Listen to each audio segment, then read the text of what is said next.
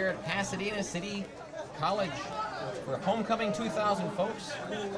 As the Pasadena City College Lancers have just received the kickoff here. We came in, missed the kickoff as they take on in white the Riverside City College Tigers. How you doing, everybody? My name is Peter Pigskin Hebda, and we are here along with the rest of the good people of the PCC Channel 56 local programming channel here in Pasadena, bringing you exciting Mission Conference Northern Division football action. Well, ladies and gentlemen, at this time, not only is it my duty, but it is truly my honor to introduce to you the gentleman that joined us here for the color announcing duties once again, gracing us with his presence, the one, the only, the coach, Estel Walker.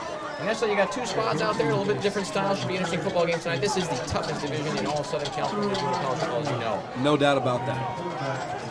Quarterback is Josh Knight. We'll get to the starters here for Pasadena. The left guard, pardon me, left tackle is Matt Williams. Left guard is Ariel Bellafiore. Jesus Yanez, he is the center. We'll get the rest of them here for you in a moment. This is 1st and 10. A sweep to the right here. Tries to turn the corner. He gets flattened there. He goes nowhere. On the front, Julian Lambert, he got flattened there for Riverside City College, number 48. Tommy Greenwood, outside linebacker, 6'2", 220. He's a sophomore from Corona High School. Good pursuit on the outside that time by the Tiger defense right now. And these are two teams that are about in the same spot. They're both 4-2. They're both coming off big losses last week. One to Long Beach, and of course the Lancers upended by Mount Sac in a pretty good football game. So they're both 0-1 in the conference, and they're both right in the same spot right now. A huge game for both of these ball clubs. 0-1 in their division, actually, and 4-2 overall in the conference. They play most of the foes from Orange County in the Central Division in the first 5 games before the break. This is 2nd down and 10 yards to go. There were no yards gained. Puts it up on a cross in.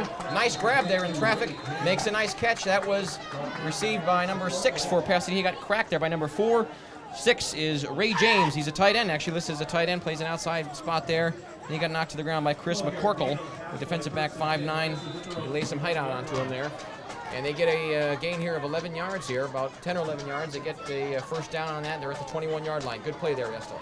Ray James, a big guy, and that's a big advantage. You got a 6'4", 215 guy lined up at the receiver spot. Could be a tight end. Right guard is Ryan McKinnon, and the right tackle is Steve Wiggins, Jesus Yanez, and Ariel Bellafiore. Regularly the starters in here, touchy situations with their injuries.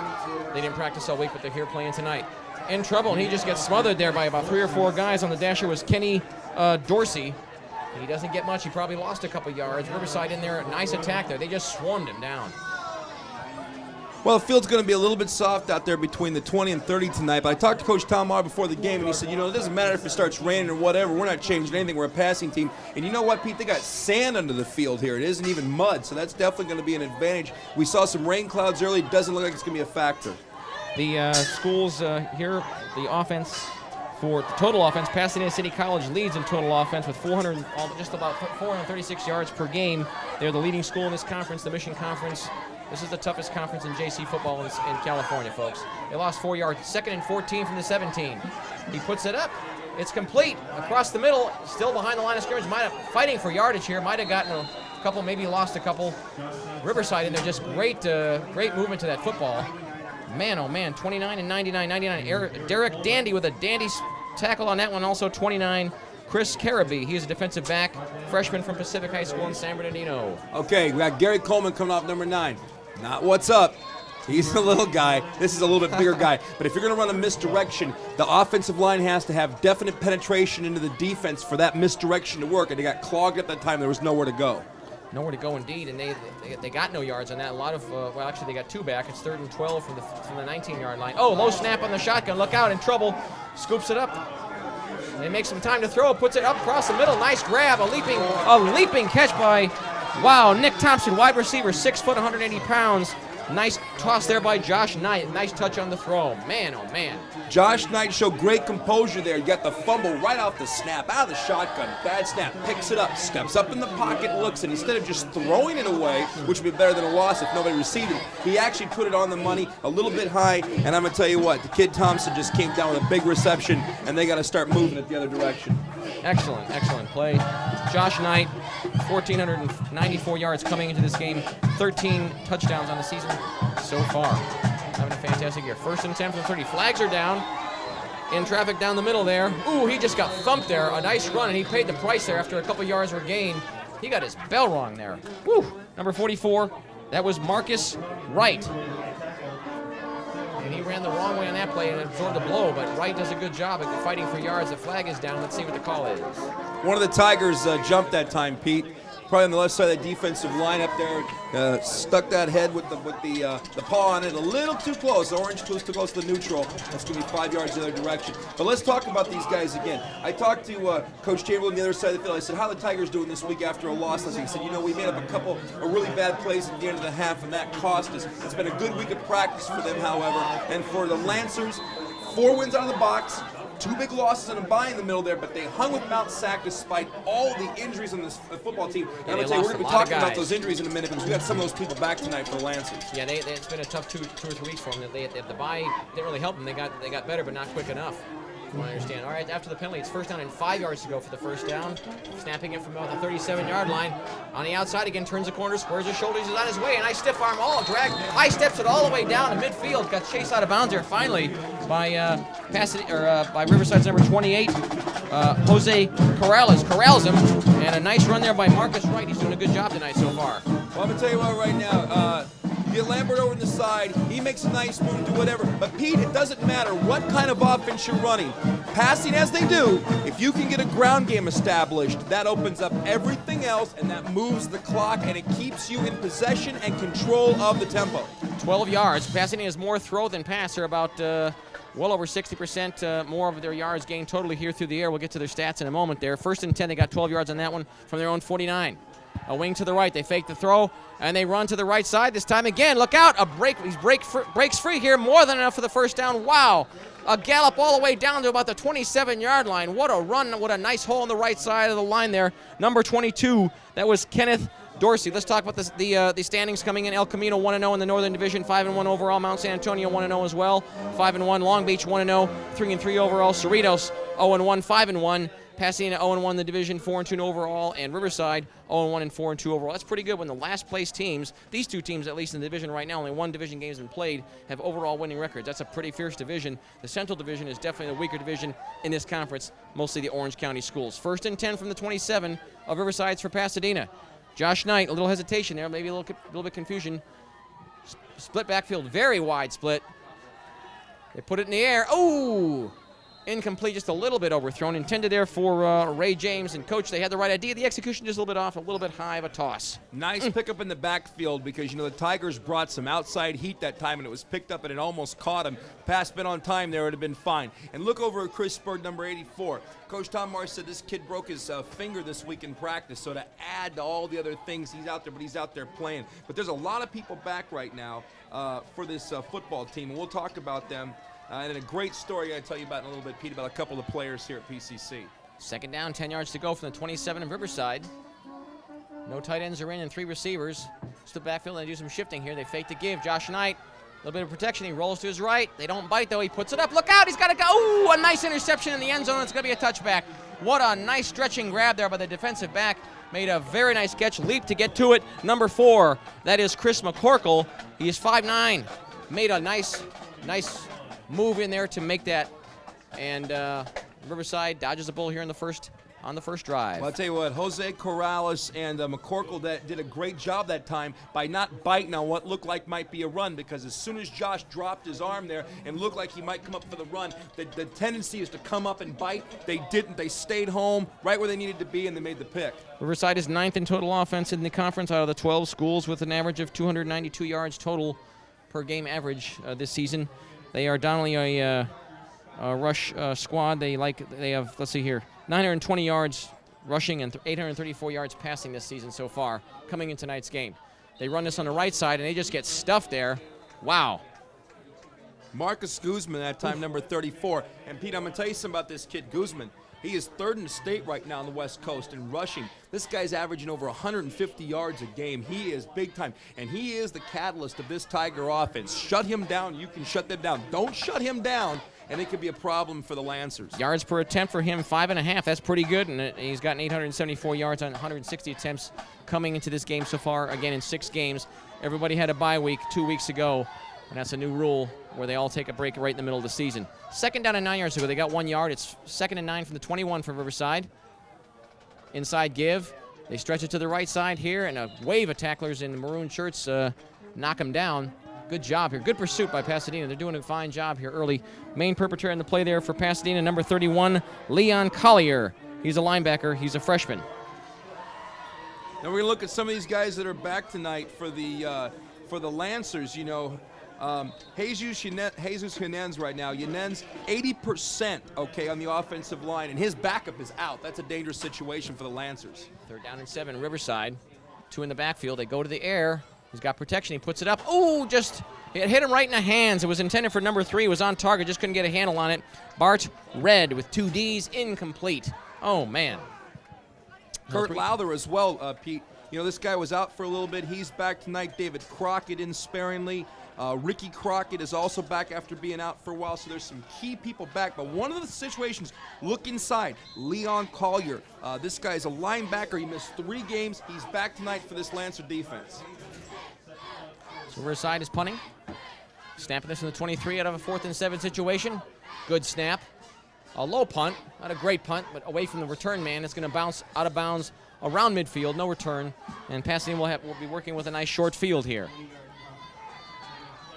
Well, the defense came out, responded. You know, sometimes first offensive series don't work. In fact, did you know, Pete, that in most cases offensive series don't work around the country the first time out because it's a timing thing. And people just getting out in the field, it doesn't always work out, and you get rid of the ball. But when your defense can come out, respond, and make them punt like the Lancers did to that Tiger offense, you get to set up. You're setting up inside the Tigers' zone, right inside about their 42, 43-yard line. You're in perfect position to get the egg off the board early. Yeah, bounce short of midfield. They're working at the Riverside 42. Sterling field position. Wide split backfield. Backs are set weak. Strong side is the right. Long side of the field is the right. Fake to give. He's still looking to put it up. A nice spiral pass. He's got a man open. It's right on the money. He catches it, and it's a touchdown. He runs it in from the 5 yards out. Somebody missed an assignment on that one. What a play. A one-play drive. Touchdown. Lancers, and they are first to strike here early. And that comes with 8:10 here remaining in the first quarter. Wow. Okay, so what you got? You got play action. Play action, you go back around, you fake the pump, you go play action, you step up in the pocket, and you still wane it out. And let me tell you, who bit on that play action but that corner on the other side of the Tiger defense, and there was Gary Coleman. He heard the what's up comment earlier, what's up Arnold, or what's happening. He heard that, he was upset, he collided out there with no defender near him, and it was the easiest looking touchdown I've seen in many weeks for any team right now. Beautiful execution, because if the quarterback does not fake the handoff and step up with poise, he can overthrow it. It's all a timing thing. Gary Coleman, 5'10", 175 pounds, born in 1980, and his high school, Southridge from Miami, Florida. He's one of the transfers here.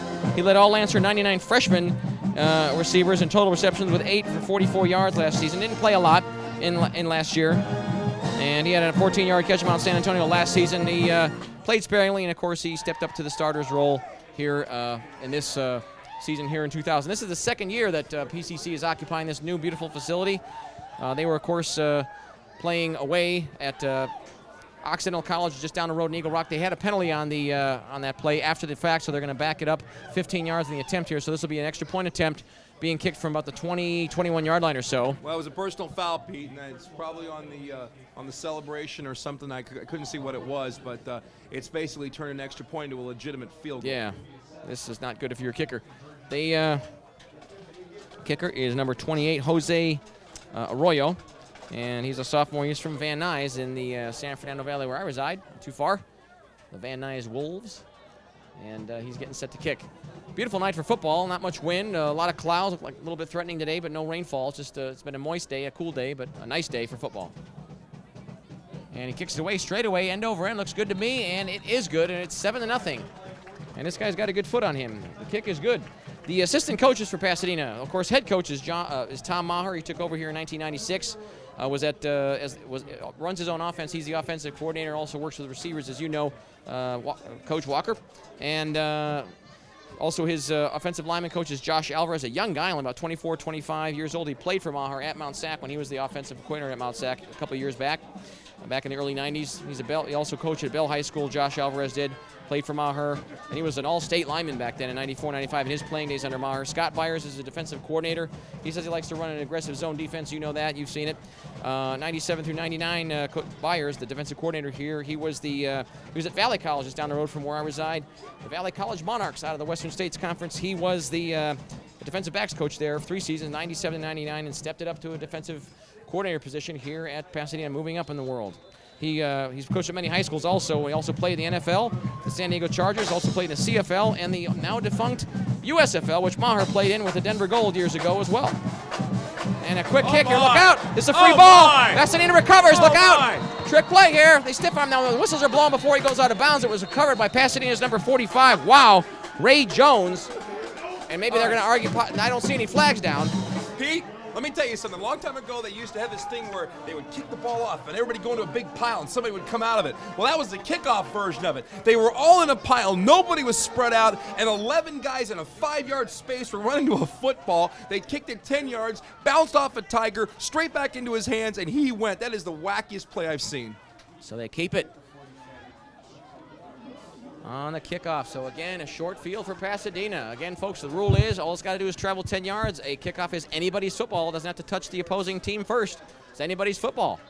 All right, 1st and 10 yards to go. Lancer football at their own 47. 3 receivers are in, 2 to the right of Josh Knight. 2 in the backfield. They give to the late man, and he just gets upended. He goes nowhere. Probably loses a couple yards. Couple guys in there for the Riverside Tigers, including number 22, a crushing blow on him. Dan Bartos, outside linebacker, 6'1", 215 pounds. He's a sophomore. Okay, Pete, usually you're going to get on that special team, that front 5 getting the kick return, but I got to tell you something right now for the Tigers. They've never seen it, and I've never seen it, okay? That was the craziest kickoff I've ever seen in my life. What an effective thing, though. They lost a yard there, 2nd and 11 from the 46. Pasadena's got, let's see here, they're averaging about 135 yards per game rushing, and they're 5th in the conference out of 12 schools.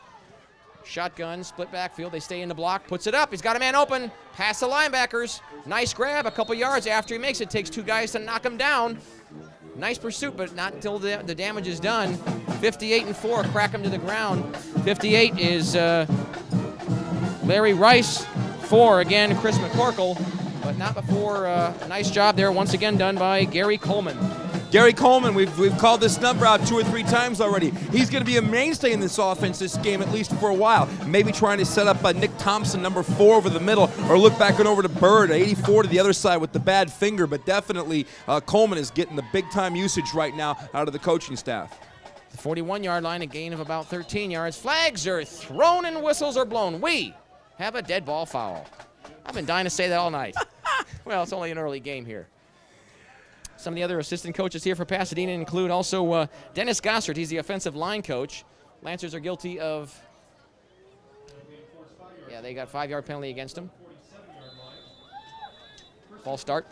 Dennis Gossard, 22nd year coaching at Pasadena here. He's one of the assistants. He's the offensive lines coach. Former head coach from 1987 to 94. And he also took them to the last 2 bowl wins in 1990 and 1992. The Orange County Bowl in 90 and the Rose City Classic in 92. Defensive line coach for the Lancers. After that penalty, it's 1st down and 15 yards to go. Split backfield wide. Receivers are split short. Josh Knight moves in and out of the pocket there. Ooh, a little bit high. It's incomplete. And just a little bit off target. Well, you can tell that Knight's got a cannon because every time he gets ready to pass somebody, you notice he just sort of lobs it up there because I think he feels like if he just lets it rip, it's going to have too much zing on it. But I'm going to tell you something right now. When you're going over the middle, you got to put some zing on it, and not quite as high, please, because otherwise somebody's sternum is going to get taken out. Somebody's going to get hurt tonight if he keeps that up. The defense for Riverside is number 1 ranked in the Mission Conference, the whole conference. They're only yielding a stingy 232 yards per game. Total yardage so far this season, 1,394 yards. That's pretty good for 6 games of action. A timeout on the Pasadena City College side. You had a chance to talk to Coach Maher about the injuries. Why don't you bring some of the key guys up that were out? I know that they were missing a lot of guys the last couple of weeks. They lost their first game 3 weeks ago before the break to Orange Coast College, 29-27. They were missing a lot of their men in that game. First of all, that Orange Coast game, Tom said, they gave up a long pass toward the end of the game, and then the kid came out and kicked a 50-yard field goal against them. So, you never want to see that happen when you're a coach. Okay, you got the 2 Crockett's back. You got Lowther back. Derek Goodman has a groin, but he was playing out of corner, so they had a 5'5", 140-pound freshman corner. Derek's usually a wide receiver at 5'5". Good grief. Then you got Leon Collier, as we said, back. Jesus Yanez, 80%. You got Ariel Bielefori. And this is a good chance to talk about a story, because let me tell you something right now. Bielefori has a pretty cool connection with another player named Valcourt. And Emmanuel Valcourt. And when these guys came into being here, one guy led the other guy along. He said, you got to be tough. Valcourt's Valcourt. You got to suck it up and be tough if you're going to play in college football. Ironically, it was Valcourt, recruited by everybody in the world, who is out with a season at least ending knee injury. And I'll tell you what happened after that. It's an amazing story. All right, 2nd down and 15 yards to go for the first down. Pasadena City College at the Riverside, 47. Split backfield, 3 receivers are in. Look out. And he grabs it off his arm as he fakes the throw. Nice little bit Statue of Liberty play there. You don't see that too often. Blasts his way forward for about 3 or 4 yards. Good dash there. Good run. Gets back to the original line of scrimmage almost. Kenny Dorsey, the freshman from Compton. Manuel is from Miami. His parents are Haitian and French. They don't speak a lot of English. They don't have a lot of money. They could not be out here to see the kid go through the traumatic procedure of a surgery. And it was Bielefori's parents. They're not friends. They're teammates. Flew them out here from Miami to be with their kid. It was an emotional scene at the airport. I understand. What an amazing story in this day and age. Amazing. Football bringing people together. Shotgun on 3rd and 13 from the 45. Josh Knight rolls out so well, wants to throw it, and he just knocks bodies with one guy. He goes out of bounds at around the 35-yard line, and he clash pads with a couple guys, including 69 and 7 there. One of the big guys pursuing there is Jared Rourke. 7 is Lewis Winder, outside linebacker. These guys pursue pretty well. They got some speed, Riverside does. They can move pretty quick. They are short of the first down by about 8 yards or so. And they'll be looking at 4th down. They're too far out for the field goal, so they will be in punt formation here on their 3rd drive. We have 5:38 to go. This is Peter Pigskin heading along with the coach Esther Walker with PCAC 56, the local channel here in Pasadena, bringing you Mission Conference football action. The Lancers here at Homecoming 2000 here on Saturday night, October 28th. Nice punt there. Beyond the return man, and it bounces into the end zone. It'll be a touchback. He had the right idea, just a little bit too much, and it goes into the end zone. But all right, here we go. You're covering. You're getting down there. You see the guys, like, you're watching his eyes, you're watching your eyes. Hey, look up and see where that football is for a second, because had they done that, they had to just come around, and the Tiger player that did a great job of acting like he was just going to get it right there. He didn't even have a shot at the thing, and it rolls out of bounds.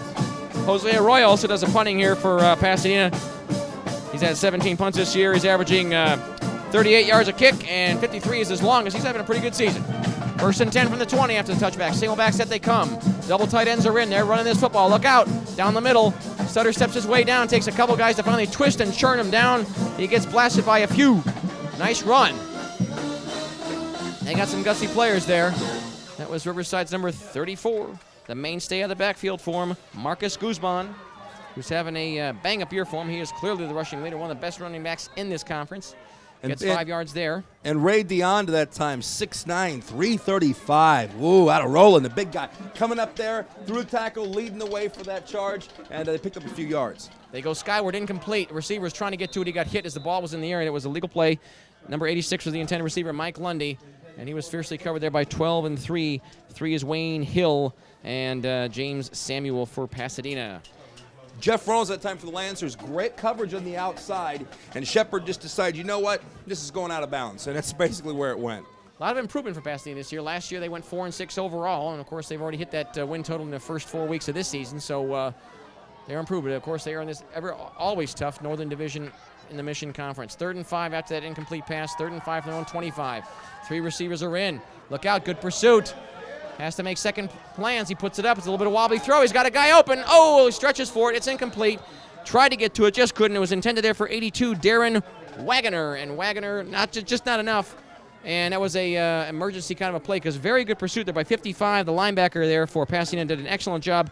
Corey Jordan, and he made that quarterback take second plans there. Corey Jordan, plan B, went in. Not quite the angle pursuit you like, but certainly the hustle you like, and he flushed Shepard out in the pocket, and Shepard had to make a little bit of an off-balance pass that almost came up big for the Tigers.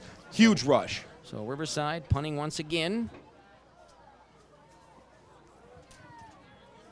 Being snapped from the 25, they have one return man back.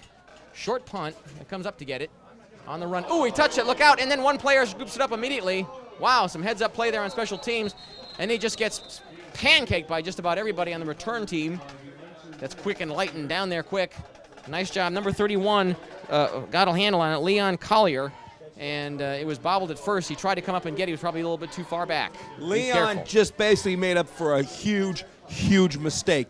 That is not what you want. And I'm telling you, if he isn't there, guess what happens? Orange to the house. Yeah. That's what happens. Riverside having a good year this year too, 4-2. They've had a number of seasons where they were down, haven't hit 500 in a while, so their program has been revived as well under Coach Churchill. Mike Churchill. Split backfield. They pitch to the right man, the right side guy. Stutter steps trying to find additional room, and he gets corralled there around the 37-yard line there. Anthony Humphreys on the stop. Nice pursuit. These guys have some speed. Larry Rice was also swarming nearby for Anthony Riverside Hopkins. Tigers. Anthony Hopkins in on the stop? No, we got another Anthony. Okay. Not Hopkins. Because I heard Anthony Hopkins in on the stop, but I'm telling you, this guy wasn't he Academy Award winner? A couple. There's another Anthony. So he wins two Academy Awards, and he gets himself out here at 60 years old and still kicks like that. You're putting pressure on me here. I'm trying to find the other Anthony. I know. I'm trying to, too. That's what the guy said down there. That's what I'm going with. I'll go with you from now on, Pete, no matter what you say. 3 yards, 2nd down and 7 from the 37-yard line or so. Dashing it to the left side, not much. Number 34 on the run there for him. Otto,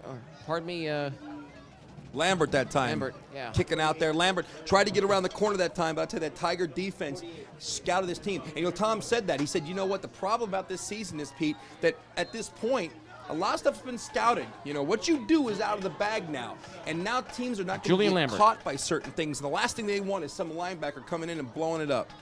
Julian Lambert, no gain. 3rd and 7 yards to go. Once again from the 37-yard line for Pasadena. Strong side right. Weak side left and short side left. 2 receivers to the right of Josh Knight. They're going right down the middle. Nice leaping grab there. This guy's got some height and uses it well. Right on target. He gets clocked right away, but not before he makes a very nice grab in traffic. That was Ray James, and he got knocked to the ground right away by James Drayton. Ray James, nice big target. 16 yards. Nice for those high passes that the QB's throwing over the middle here. Josh loves this guy. He said, I can throw this thing right up there to him. Made a nice leaping catch. And they are in Riverside territory here. 1st down, 10 yards to go at the 47. Single back set they come, 3 receivers again. Short side to the left, 2 receivers to the left. Riverside stays with 4 down linemen. Ooh, somebody didn't pick up their assignment. He just hit him hard, hit him low, wasn't about to let him go. Wreaks havoc in the backfield there. Nice stop. Julian Lambert got flattened. Wow. Jared Rourke that time, 69, defensive lineman. He did what defensive linemen are supposed to do. Get that arm in the gap. Get back to the back and blow something up, and that's exactly what happened. But it was one guy that came across. It was just one area. It's better to see that than 3 or 4 people coming across, but certainly you want to keep the big guy out of there. Riverside, they've given up 422 yards on the ground this year so far in 6 games, 972 through the air. And, again, the number 1 ranked defense in the Mission Conference. 2nd down and 14 yards to go. 4-yard loss being snapped from their own 49-yard line. Ends come in, but a slant in, and it's complete there. Cradles it, makes a nice grab there. Ray James drags a couple guys with him, and he does a good job at yardage after the catch there. James he's a tall guy. He's listed as a tight end, 6'4", 215. Looks a little bit light for a tight end, but a big receiver. Well, you know what? Sometimes you see 4-3 kind of defense and 4-4 split. If they play 4x4, or kind of a version of that, that's going to give up the slant. Because that slant and the underneath stuff, Pete, is what that kind of defense gives up. And a great job by the coaching staff that time taking advantage of that. You don't need 14 or 15 yards. You need about 10 or 12, and that's what they got. It sets them up for a short situation Pasadena, Josh Knight is completing about 60% of his passes, a little bit over that, and he is right on the money at an average of 300 yards a game in 6 games. Puts it up. A little bit overthrown. Body not turned quite to the right angle to make the grab. It was intended for Nick Thompson on the left side, wide receiver, 6 foot, 180-pound sophomore from Logan High School in Ohio. Nick Thompson, we mentioned it a few plays ago, setting him up for something deep, and there it was. But I'm going to tell you something right now. We won't see Nick Thompson for a little bit because they're going to tighten up on him, and they're going to pass it around, do a few more things, but he'll be back in the picture later on. You can guarantee that. They got a lot of different weapons. It's not mainly one guy, and that's what's good about this team. It's not mainly 1 or 2 stars. It's a good team concept here at Pasadena. Good punt. Punts it looking for the corner, and I think he hit it. Nicely done. Where are they going to mark it? Around the 5-yard line or so, actually further up than that. But let's see here. I keep walking it up here. Stop. Okay, they stop it around the 15-yard line.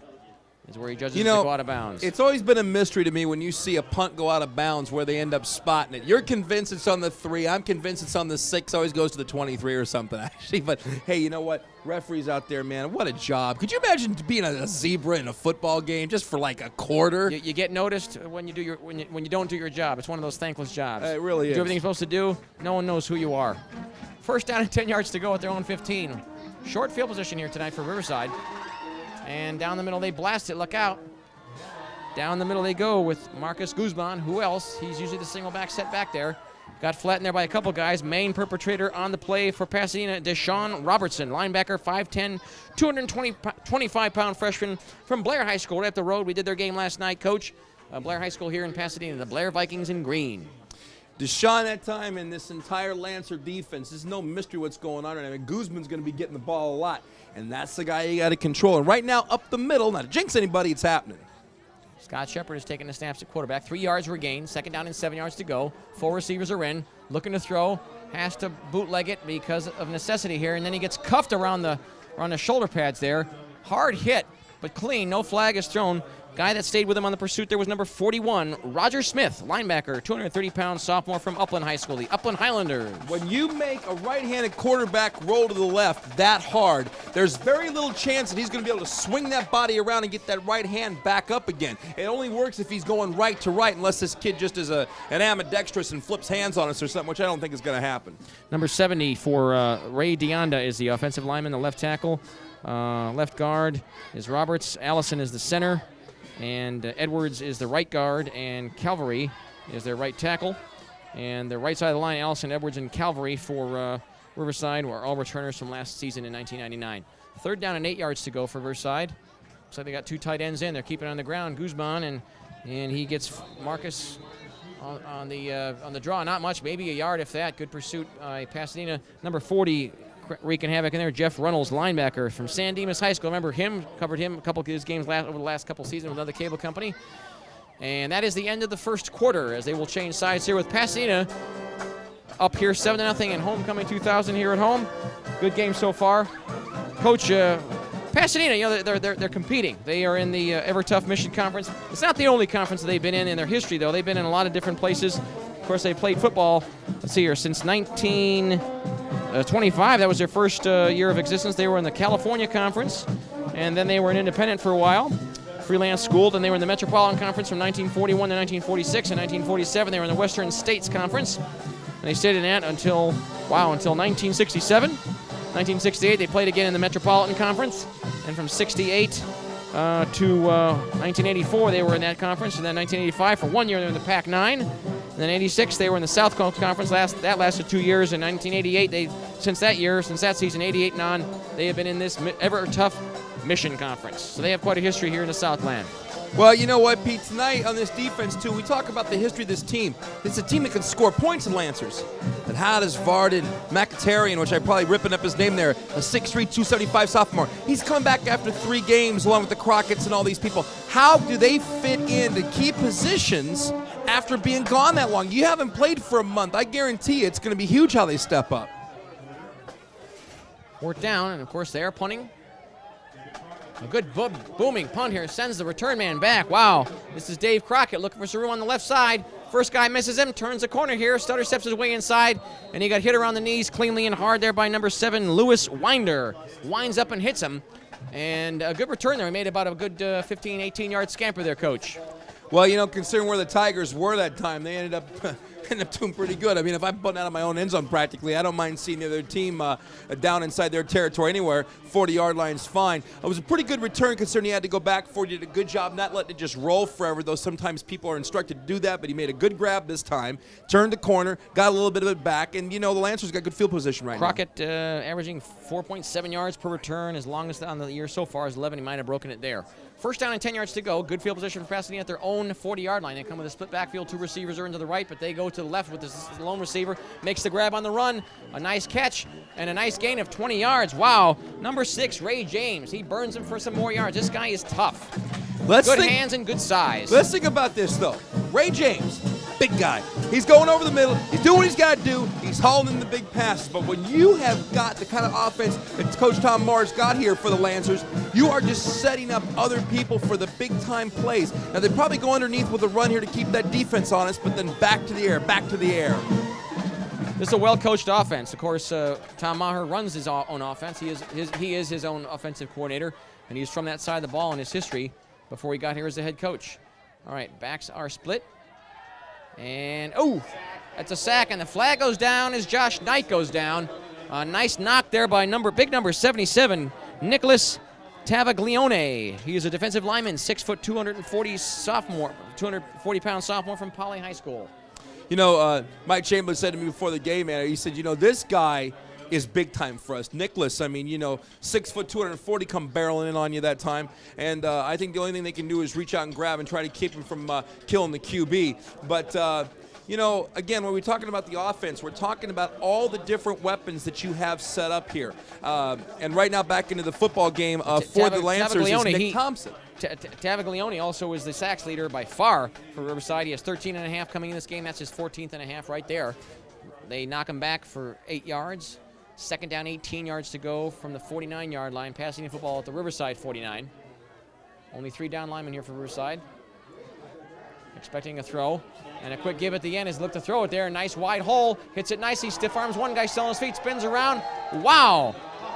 And he dashes it all the way down to the 35-yard line. Takes 2 guys to knock him down. Wow. Number 22. That was Kenny Dorsey, and he got flattened there by 28 and 29. 28 is Jose Corrales and Chris Carabee, both defensive backs. Pete, let's talk about why the misdirection worked this time. Why? Because the fake really made that Tiger defense go one side. And then when you get that seal in the middle, opens up a wide gap, huge running, north and south football, nice stiff arm that time, and it sets this Lancer offense up, even though they were way down in the hole to begin with. About 14, 15 yards on that play. 1st and 10 from the 34-yard line of Riverside for pass. Josh Knight rolls to his right, eludes one would-be sack artist, puts it up. I think it's complete. No, incomplete. It was near the player, just a little bit off target. Couldn't get a handle on it. Incomplete. And Josh Knight, he moves so smoothly when he rolls out. It's very fluid. He glides almost. It's just very pretty to see. Well, he also went for Calvin Bird now with the broken finger, but Bird's going to have to get in there and see if he can make a couple plays despite the handicap. You give any kid credit for the courage that he's showing out there playing. And I'll tell you what, with the people back in now, this could be the run the Lancers need. You know, with the people off the injuries and all this could be the swing game for both of these schools right now. Calvin Bird having he went to Duarte High School. I saw him play last year. Was a standout for the Duarte Falcons, just up the road here, a little bit north and a little bit east of us. Batted down, incomplete. It was batted down by the linebacker, number 58. Played that nicely. Was Larry Rice, and cooks up a good stop there. Well, you know, I mean, the ball gets near your hands. I always say you got to catch it as a receiver. You definitely want to haul it in, even if it's a little bit behind you. But it's a good decision to go right there because I'll tell you what, you don't make it, fine, you punt. What are you going to punt? If you don't hit the corner, then it only moves the ball down the field 15 yards. So, you know, you definitely go for it in that position. You're too far away for a field goal, too short for a punt. Do what you got to do. And it's not unusual to see schools go for it on the JC level and the high school level. It's common. And why not? Because you give it up like this, you haven't given up terrible field position. Strong side is the right. Single back set they come. They're throwing on first down. Look out. Puts it up. Threads the needle between 2 men on the defense. And risky toss comes up smelling like a rose, though. Right on target to number 3 there for Riverside, Bart Red. Wide receiver makes a nice leaping catch. 6'1", 160 pounds from Cajon High School. Wow, if Shepard does not drill that ball in there, that's Lancer ball, and that's 6 big points. A great pass by Shepard. 2 guys converging, move the ball. And it's going to break up a second and short situation. Timing was nice on that toss because any a little bit later it might have been intercepted. You had 2 guys converging from opposite sides for Pasadena. 7 yards were gotten on that play. Second down and 3 yards to go at their own 41 for Riverside. Strong side right, 2 receivers to the left. Oh! Miscommunication in the backfield. The ball is fumbled by Guzman. Who's got it? I think Pasadena might have recovered here as they pile up there. I think it was recovered by a man in maroon. Let's see. Well, the Tigers had it, and the Lancers had it. I don't know if the Tigers got it back or not. I think they did. I know a Pasadena guy had it briefly for a moment. It looked like he had a hand on it. But Riverside does recover the fumble. I don't know. You know, I mean, Lancer clearly fell on the football. He came up with the football, and And I think on the pile there, number 55, number 58, excuse me, down the bottom there. Let's see who that was. Michael Watson, possibly. But either way, it looked like Lancer ball. But, then you see that extra squirming around in there. If they haven't blown the whistle, you keep fighting. That's what the Tigers did. Riverside, their rushing offense averages 153 yards a game. And, again, overall, they are 9th in the 12-school conference in yardage. They put it up underneath. It's caught, and he's going to knocked right out of bounds there after he makes the grab, though. Bart read that play, did exactly what it was designed to get. And they got it. 31-50 on the stop there for Pasadena. 31 is Leon Collier. 50 is Greg Hawkins. Looking like a hawk on that play, swooping in and making the stop. 6'3", 230-pound freshman from Muir High School, the Muir Mustangs, just up the road here in Pasadena. I'm looking at the squads here and the high schools, and they more or less are drawing from their local areas, but there's new rules now where coaches can contact other schools outside their regions now. That's a new rule we'll talk about here that was brought in May. It's about time you can go outside your region. Why couldn't you? Well, you should be able to. Because a lot of JCs only drew from a lot of, some JC districts would draw from only 3 or 4 or 5 high schools, while other ones were drawing from like 20 or so, like Mount San Antonio just down the road here, a conference foe that they already met. So now it's a little bit more even playing. Shakes one tackler and can't exactly get past the second as he returns it out to about the 37-yard line. Respectable return of a few yards there. And nicely done.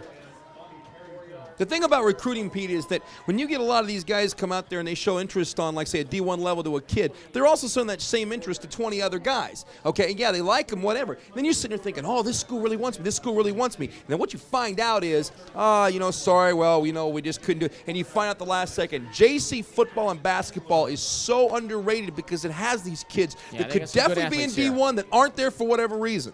I'll tell you that that's one thing I always ask coaches before a game. How many bounce backs have you got? Riverside's got about 3 or 4. And when they go to a 4-year school, realize they're going to ride bench for a while, they want to come back and they want to play. And this is the place to do it, this level. Nice toss here. And one of the guys from behind him actually meets up with the receiver there. And a little bit slow to get up. He's flat on his back. I think it was caught there by number 4, Nick Thompson, sophomore. And he's still on his side. Now Nathan Chandler's back in the game here. Texas Tech product right here, this guy transfer. There's another one of your D1 prospects you're talking about. Texas Tech goes over there, bounces back here. Spike Dykes leaves, and now he's back over in this area. But look what else, too. You got Samuels coming over from San Diego State, and you got guys that have left out of here that end up at K-State and different places like that. So, this is, like I said, this is an area of football that is a really untapped wellspring of talent, and it goes for basketball as well as football. And I think right now JC football is a very exciting thing. But let's talk about this Tiger offense for a minute. If you look at how many points they've scored, 17, 24, 10, 26, 16 in that area. They're capable of putting some points on the board, but they're a ground-based team, Pete. And if you watch the tempo of the game right now, they're a team that needs to put up some points in the first half and then establish their ground game in the second half, because if they don't do that, they're not the kind of team that comes back very well because of the style. They're holding the Lancers at bay right now, and if the Lancers can push it through, then they own the tempo.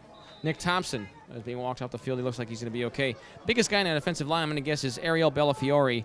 6'3", 330-pound sophomore from St. Francis Catholic High School in La Cañada, just up the road here off the 210. Man, I wonder what the food bills are like in his family. Puts it up. It's incomplete. Nice attempt there, but it got batted down. That, again, is Nathan Chandler, the guy from Texas, from South Lake Carroll. He's a freshman, 237 pounds. Looked a little bit ragged on that play. He's got some height, though, this guy does. He is 6'6". Wow. Yeah, but you know what? That time, Chandler forcing stuff. I mean, I admire the effort. I admire him wanting to play. But, right then, if he does the wrong thing, which he did, but it didn't seem to work out, Gerard Rourke takes that ball, and I don't know if he gets 30 yards. I don't know if the big guy can both 30 yards, but I guess he gets 10 the other direction. Some of the other hierarchy for Pasadena, Skip Robinson is the athletic director here at PCC. He's also played defensive back years ago in 1966. That was the year after I was born. But good man. And runs a good program here with Don Maher as the head coach. 3rd down and 10 yards to go. Airborne, slant in, it's incomplete, a little bit high. Intended there, I think, for, let's see here, maybe number 6. And he made the attempt there, but it was good, tight defending there. Incomplete was intended for Ray James. Tom Maher, he's a PCC alumnus. He played here in, 1972 and 73. And he was a good blocker. He was a tight end. He played in the old USFL for the Denver Gold. But he does a lot to get these guys on to 4-year schools on a scholarship or where they can get, let's see here, 30 sophomores transferred to universities in 1999. And from the 1997-14 to his 20 sophomores, earn football scholarships. He does a good job for these kids. You know, it's nice to see that, too, because I know that there's several coaches in the country that either feel they don't want to get messed up in the whole recruiting thing, or they just, you know, hey, you're not at the school anymore, so fine.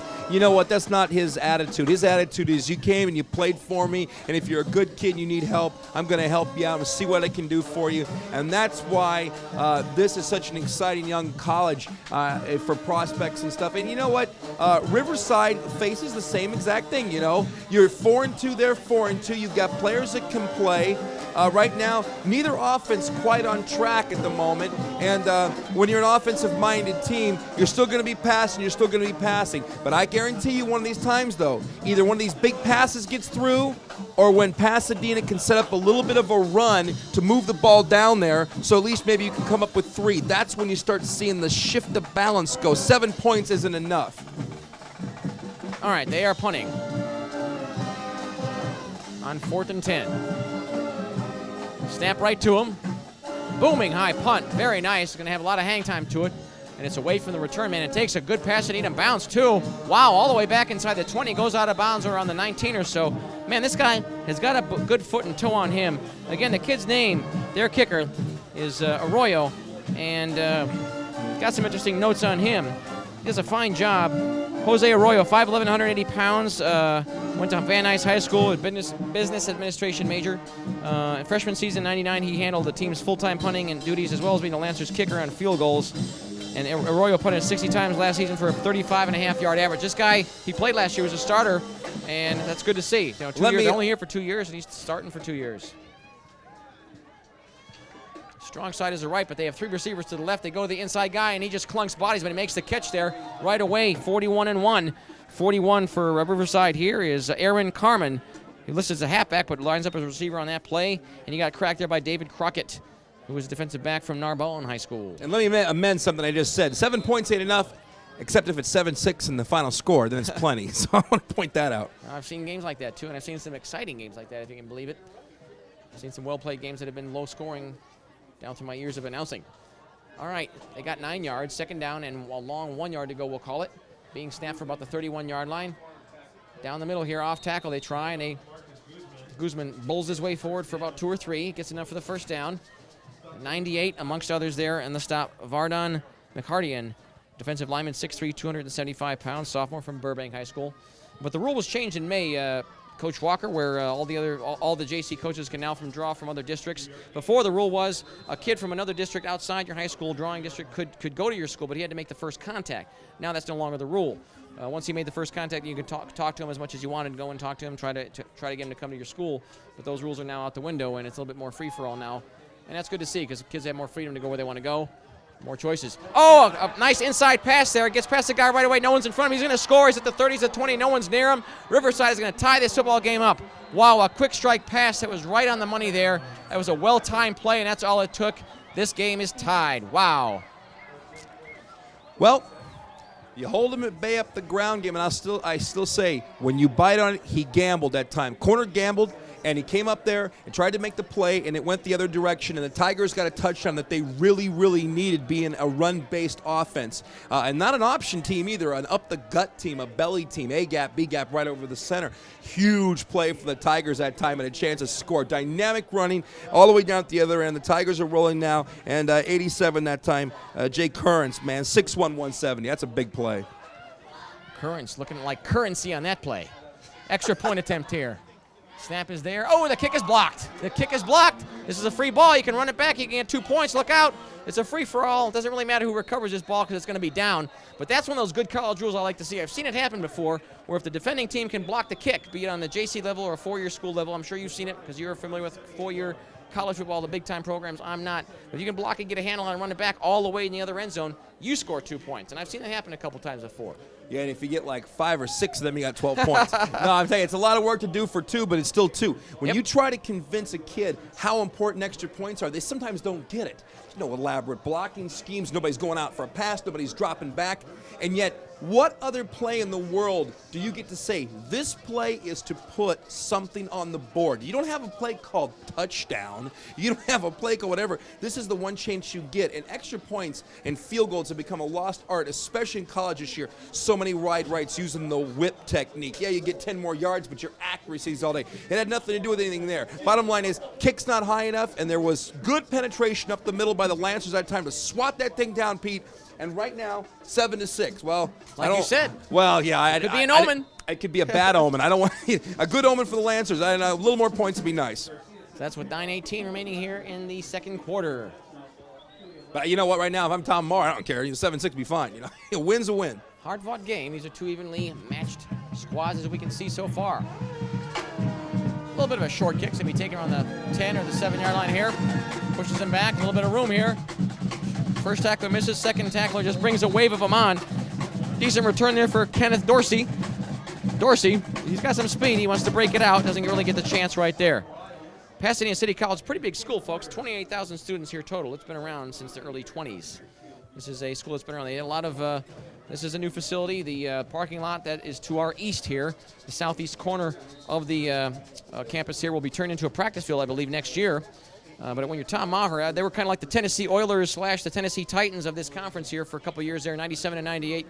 Coach Walker, because their home games were away at Accidental College over there in Eagle Rock, just down the road from us, and that is not exactly a stellar place to see a game. It's one of the worst places I've seen. They have no seats there. It's all just concrete slabs, and you're far away from the field. Nice dash on the outside. Good perimeter run here. Carries guys with him. Blasts his way forward for about 7 or 8. Number 14, this guy's a workhorse. Julian Lambert, running back, 5'9", packs a lot of punch for his small 170-pound size. He's a freshman from Westlake High School. We'll go back to what we said before, too.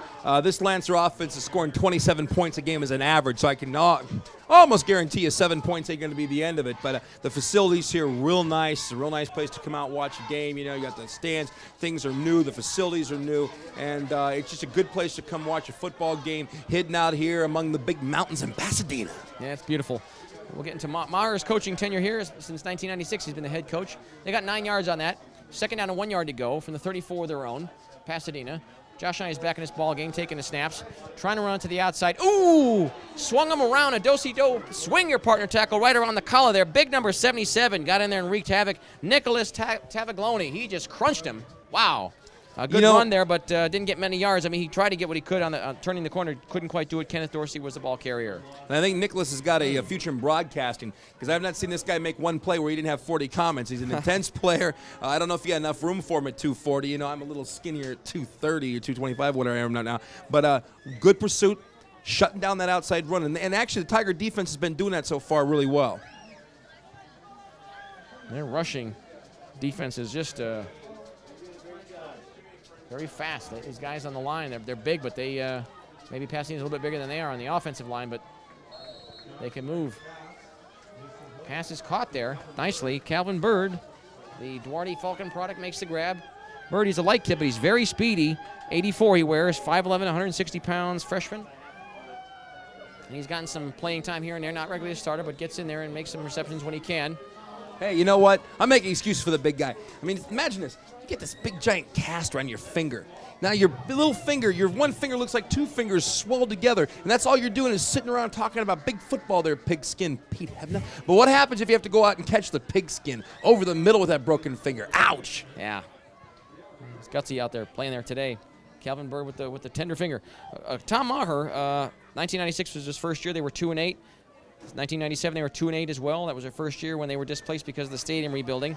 I was here. I saw it when they were in mid-build in '98, and it was a mess.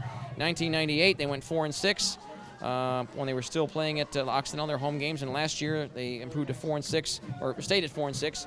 Initially, they had some high expectations. One kid that they lost because he was just ineligible at the beginning of the year, and they had big plans for him, was Aaron Taylor. Was going to wear number 10, defensive back and tailback, and they had a lot of plans for that kid, but he was not eligible. I was here for the scrimmage, and before the season began, and I was sitting there in the office with Coach Maher when he got the call from one of the administrators saying that he wasn't able to compete because he didn't qualify. But those are the headaches you have as a head coach on the JC level. Got to deal with not having some of your guys when you expect them. So they're punting on 4th and 1. Gets a good foot into it, not as deep as last time. A fair catch is called for and made at around the 26, about the 28, 27-yard line by Riverside's Chris McCorkle. So, okay. Well, right now, Pete, I got to give a little credit out to that Tiger defense. I want to give a little bit of an apology out to Mike Churchill, because I said his name was Mike Chamberlain, and as a coach, that drive me nuts, because we need our name. But I'll tell you what, Mike Churchill's got this team up here. He's been there 4 years, 6 years at Riverside, 4 years as a head coach, and he came in today talking about the guys like Greenwood, Taviani, Derek Dandy, the 6'1 kid, and that defense has actually done a fairly good job against a very explosive offense to this point. 1st and 10, Riverside, single back set. They come with 2 tight ends in. They're running. This is Guzman. Blasts his way forward off the right side, and he carves out a very hard-earned 3 yards.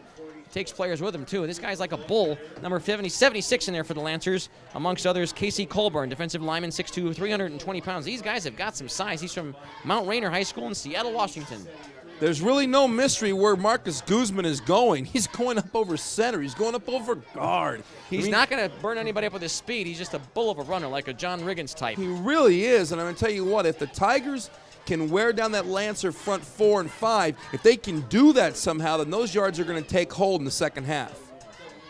Guzman is a guy that'll wear you out. This is 2nd and 7 from the 27. They go skyward. Oh, a nice catch. Defensive back was behind him. A nice grab there by number 3. Wow.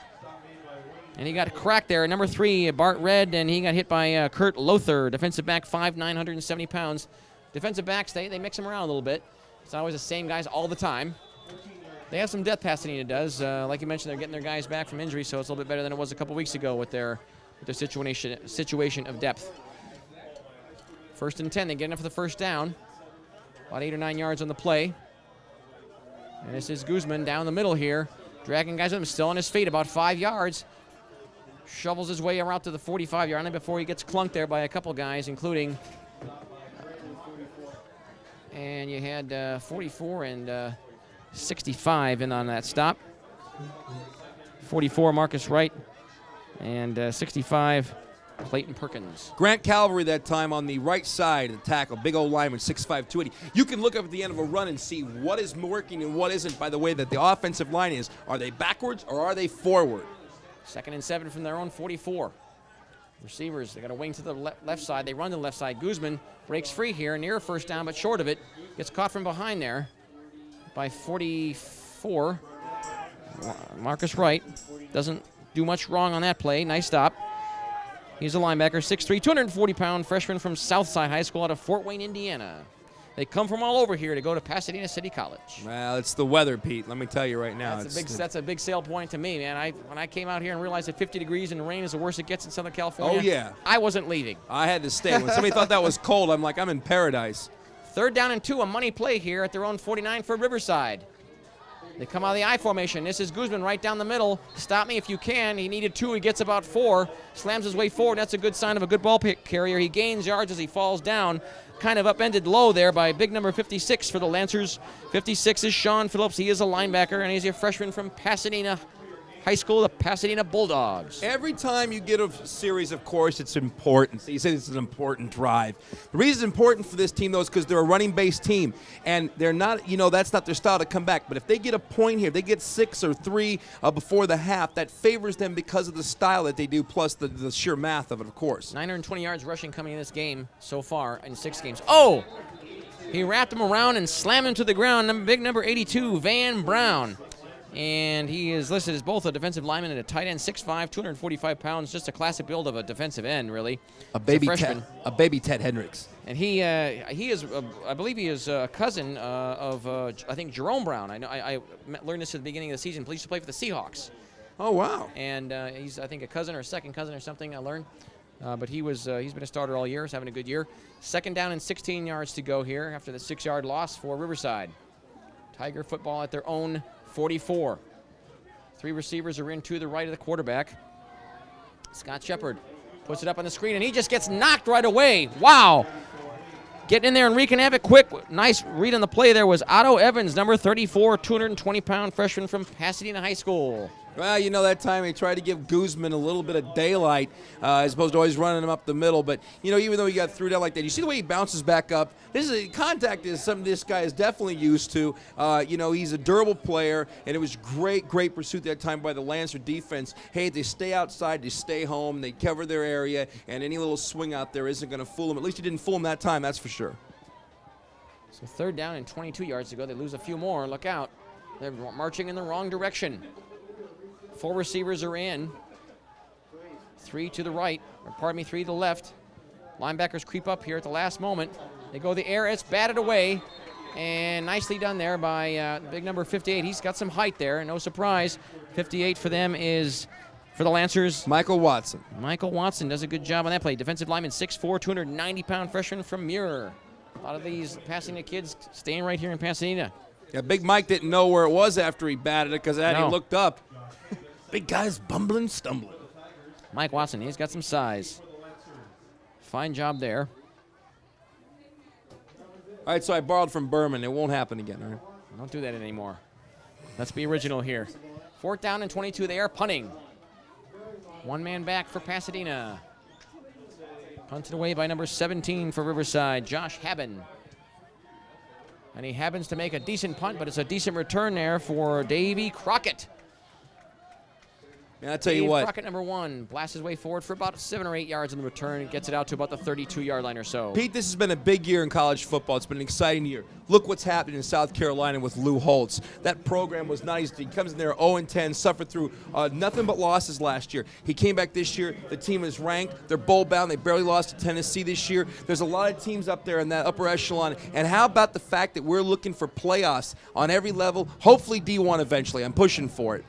2:33 here to go in the first half. Pasadena's up 7-6 here. Split backfield and 3 receivers are in, 2 to the right, no tight ends are in. Josh Knight takes a snap. He fakes the give. He's got some time. He puts it up. Oh, it was off target. It was intended there for number 9 of Pasadena, Gary Coleman. And just thrown a little bit too far. Maybe he ran the wrong route or something. It's incomplete. It's hard to convince some coaches that's a good idea, especially when you get to the 6th, 7th game of the season and you got injuries and you taped up people the way you have to convince them that 2 or 3 more games is a good idea. But you're going to see people this year with 1 loss or even 2 losses that definitely deserve a shot at the crown, and they're not going to get it at the D1 level, and there's something really wrong with that. Receivers coach for Pasadena is Tom Snyder. It's his first year here at Pasadena City College. 12 years an assistant coach at various high schools throughout Indiana. He's a Midwestern guy too. 2nd down and 10 yards to go. And Josh Knight is making some changes here, making sure his backfield guys are set right here. It's his 2nd and 10 from the 31. Goes to the air, a bit of a wobbly pass. He's got a guy open. There's a little bit of contact before the ball gets there, and the flag is thrown. He did knock into him before the ball was in the area, and that's the rule here that he violated. Number 9 was guilty of the infraction there for Riverside, James Drayton. The flag is thrown. Well, I'll tell you what, right now, I think there was a little hesitation that time. I don't know if it was just getting out of the back pocket or whatever. But again, you've got to be looking for the ball. Can't be in front of the face. And I think that's basically what they look at. They look for 2 or 3 things, and it's all done within a matter of seconds. And the right call was made. Well, he did knock into him. He might have been looking for the ball, the defensive back, but he did knock into him clearly before the ball got there, and might not have been flagrant, but it did happen. So they get the first down here. And Pasadena will have decent field position. They got time to do some damage here. It's at their own 46-yard line. Certainly plenty of time to get in a field goal range here in this hard-fought game. All right, 1st and 10. Double slot receivers here. No tight end and a single back set. Wiley waits for the snap here. Takes a little time. On his blind side, he puts it up. And, man, he got knocked there. Wow. Again, the sacks leader in there wreaking some havoc once again. He just flattened him hard, totally on his blind side. Nicholas Tavaglone, and the Italian one wraps him up. Wow. Well, this isn't the first time we've called Nicholas's number out tonight, and I'm going to tell you that left side protection for the Lancers right now is just getting some big heat from Nicholas, and it's about the 3rd time we've seen something like that. What a shot. He's got some speed. Nicholas is, let's see here, 6 foot, 240-pound sophomore. Out of Poly High School. I think that's out in that neck of the woods near Riverside or San Bernardino somewhere. Riverside's a pretty big city. It's about almost 100,000 people. It's not small. And the kid's got some speed for a defensive end. I mean, most defensive ends are going to be the speediest guys on your line, but he's got a lot of it there as one. 2nd and 10 yards to go. Puts it up, a bit of a wobbly pass, and there was contact between the receiver. You could argue maybe offensive pass interference, but the ball was uncatchable. It was thrown well out of the range of anybody there. Incomplete, and they'll bring it back. Pasadena, it's been a while since they've dominated. They've had some winning seasons, of course, down through their years. You know, I just found out that Nicholas's stepdad was Lyle Alzado. Now, that does explain a lot right there. Intensity, coming off the line that time. This guy's a fired-up guy, and his stepdad played just like that. Some of the records that Pasadena has set, they've had last conference championship was 1980. They've had 14 conference championships in their school's history, and actually I had 4 in a row, 1977 through 1980 when they were in the old Metro Conference. Shakes one guy, the flag is thrown. As the ball is shown, it's complete there. Stretches it past the 40-yard line. A good reception there. Pursued by number 29. Number 6 makes that grab in traffic. Ray James, he got cracked right away there by Chris Carabee. Defensive back, 5'11", 185-pound freshman from Pacific High School out of San Bernardino. Well, let's see what the flag is. They're bringing it back. Well, they're probably going to get a holding call here, I'd imagine. Pasadena started the year again with a 4-game winning streak. Their longest winning streak in their history in 1979-1980 was 11 games. I think the most depressing thing for a coach, though, when you end up having a guy that gets that much heat, just like, who are you holding? You weren't blocking anybody, and my quarterback's almost a pancake now, so who are we holding, you know? But it always ends up that way because once that defensive guy beats somebody in the back, the last thing people can do is grab. And once they grab people, the flag has got to be thrown, and that's what you see a lot of times is, you know, it's just unfortunate. I'll tell you what, the Tigers are doing a great job getting up in the gaps right now and putting big-time heat. But let's go back to Lyle Alzado now. This guy was an intense guy his entire career. And you can totally see that in that kid right there, can't you, Pete? Yes, I can. Here's a good trivia question for you. Name the 3 teams that Lyle Alzado played for. NFL trivia here. All right, I got you. The Browns first, Denver Broncos second, LA Raiders third. Well, you got the right teams, but the wrong order. It was the Broncos first, then the Browns, and then the Raiders. Okay. Unless he played for the Browns twice. But if he did, I'm unaware. But I'm pretty sure it was the Raiders. Well, you know what? Broncos, you might Browns, be right. I don't know about the Raiders. order. I'm going to go with you because, Pete, you are the NFL connection. And I'm being told that he also played for New England. I'm not sure about that. I don't know. I think we got a spy in the house of love. Third down and 10 yards to go. Josh Knight backpedals a little bit, sets his feet nicely though. It's almost intercepted. Man, I thought he had it just for a moment there. He did, and oh man.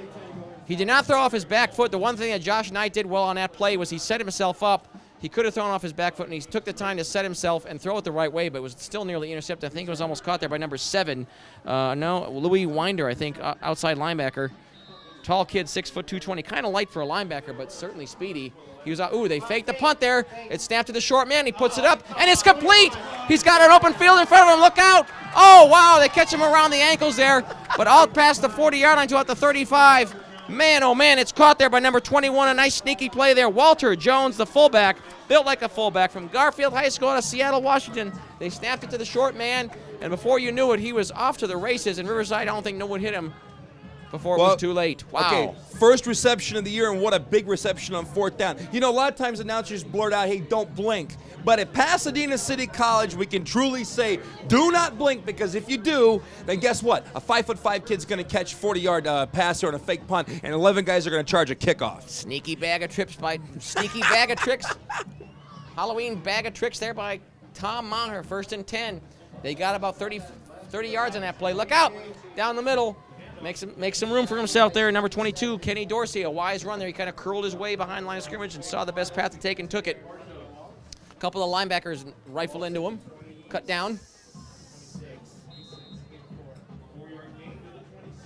These guys got 4 yards here. Yep, 2nd down and 6 yards to go from the 26.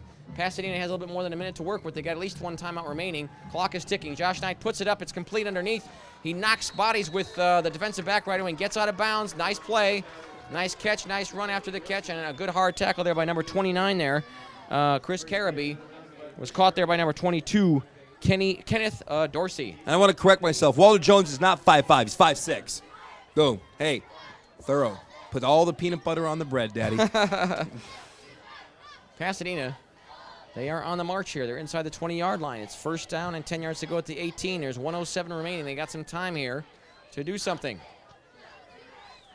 Looks like we got the strong side is the right side, 2 receivers to the right, but they look to the left, the lone receiver, it's incomplete. Underthrown and short thrown, and tended there for Coleman, incomplete there. Gary that time was looking over his inside shoulder, say that 55 times, with the guy right on his hip that time. Great coverage, and it's been good coverage all night. Underneath passes to Coleman, James Drayton hasn't really been on top of, but when they've tried to go longer, Drayton has really been there in coverage, and the pass outside, hey, if you're not going to get it, you weren't looking for it, fine, but nobody else is going to get it. It's going to go out of bounds safely, and that keeps the drive alive on second down. Of course, this is called Jackie Robinson Field because this is, of course, the JC alma mater of Jackie Robinson. Backfield split very wide. 3 receivers are in here on second down and 10. Runs out of trouble here as he rolls to his right, puts it up. A wobbly pass, but it's complete right in the middle of the end zone. Defender's in the end zone, but he shakes him off. Nice grab there by number 84. Wow. That was Bird. Kelvin Bird. Making like a bird on that play, flies the football very well. Touchdown, Lancers, and they are up again by 7 here with the extra point to come. 13-6 with inside a minute to go in the first half. We mentioned the broken finger, but it made no difference there.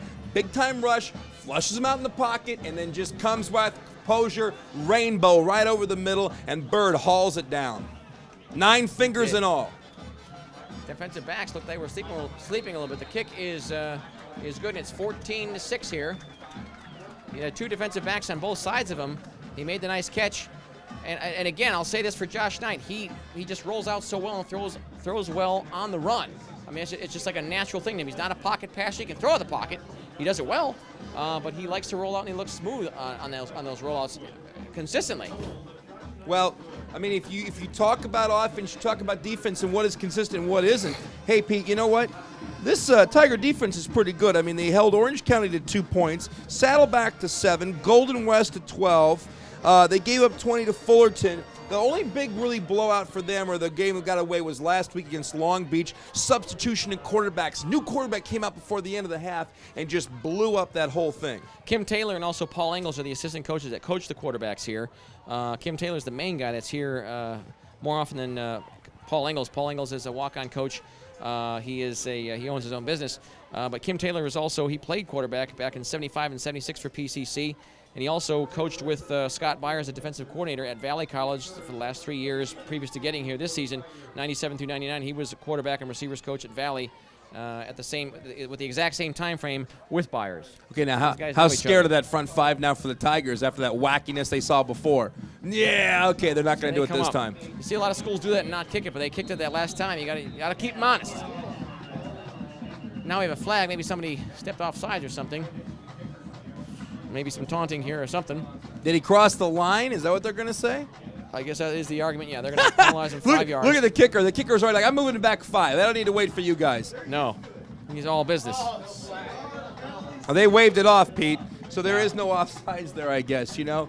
You get shifting and movement and all kinds of stuff in this. I tell you, I got to be on top of my game with the special teams units here. They're exciting. You got to love the special teams out here. It's crazy. A lot of speed and a lot of guts out there with these guys. Really for both sides, especially Pasadena. All right, Arroyo kicking off here to Riverside. They've got 2 men deep. Standing on the hash marks. 57 seconds remains here in the second quarter. An end over end kick. It's taken by the guy on the right here. And off to the races he goes. Gets past one guy. Nice move with the second. They're not so fortunate. He just gets blasted there by big number 56 of Pasadena. Wow. Sean Phillips, I think, on that stop. Uh-oh. Now we have a whistle. We got to fight. And there's a little bit of fisticuffs down the field there. Look out.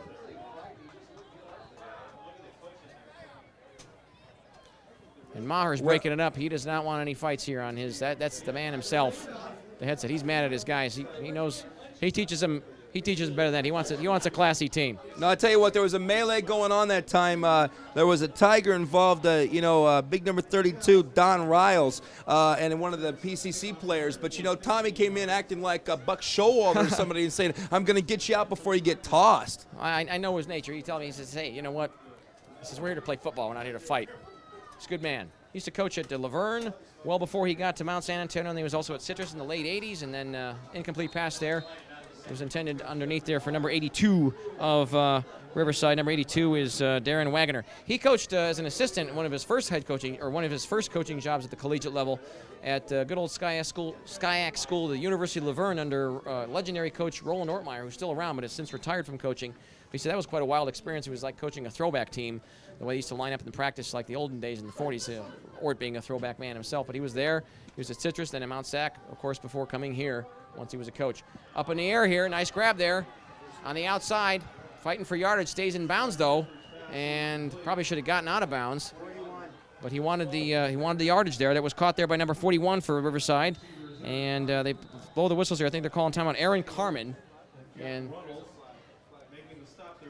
Runnels blasted into him from San Dimas High School. Flag is down by the offensive. And one of the players getting kicked out for unsportsmanlike play, and it's a big guy too, number 73 of Riverside, 73. Tom Edwards. Tom Edwards, offensive lineman, 6'6", 340 pounds. They're going to miss this big guy from Rubidoux High School in Riverside. They're going to bring in one of the backups. Now he's getting ticked off at one of his coaches. He's arguing with one of his coaches. This is not a pretty scene.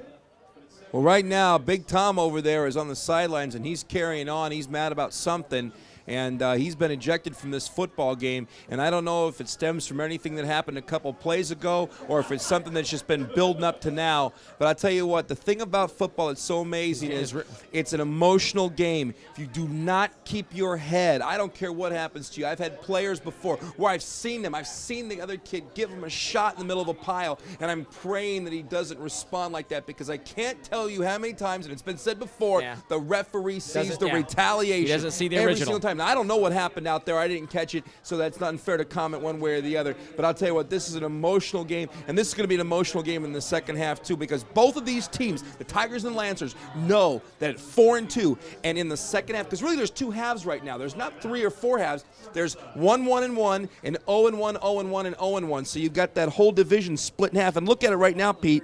You're looking down here, Riverside, Pasadena, Cerritos with no wins in the conference, Beach, Mount Sac, and El Camino with 1. So right now, one game doesn't really determine much. But the loser of this game now falls back into that second tier of what's going on, and now you're in 3rd or 4th place, because right now you're just in 2nd. This is a crucial game, but you can't lose your head. These the Northern Division is really the most talented division of any conference, probably in the state, certainly in the Southland, probably within the state. And these guys come in highly ranked. I think Pasadena is still in the top 20 in the state, probably the top 15, I believe. These guys, I mean, it's a war every week. Cerritos is always competitive. I've seen Long Beach City College against Mount Sac a few years earlier in the 90s when I lived out that way. And those are some serious games that went down to the wire.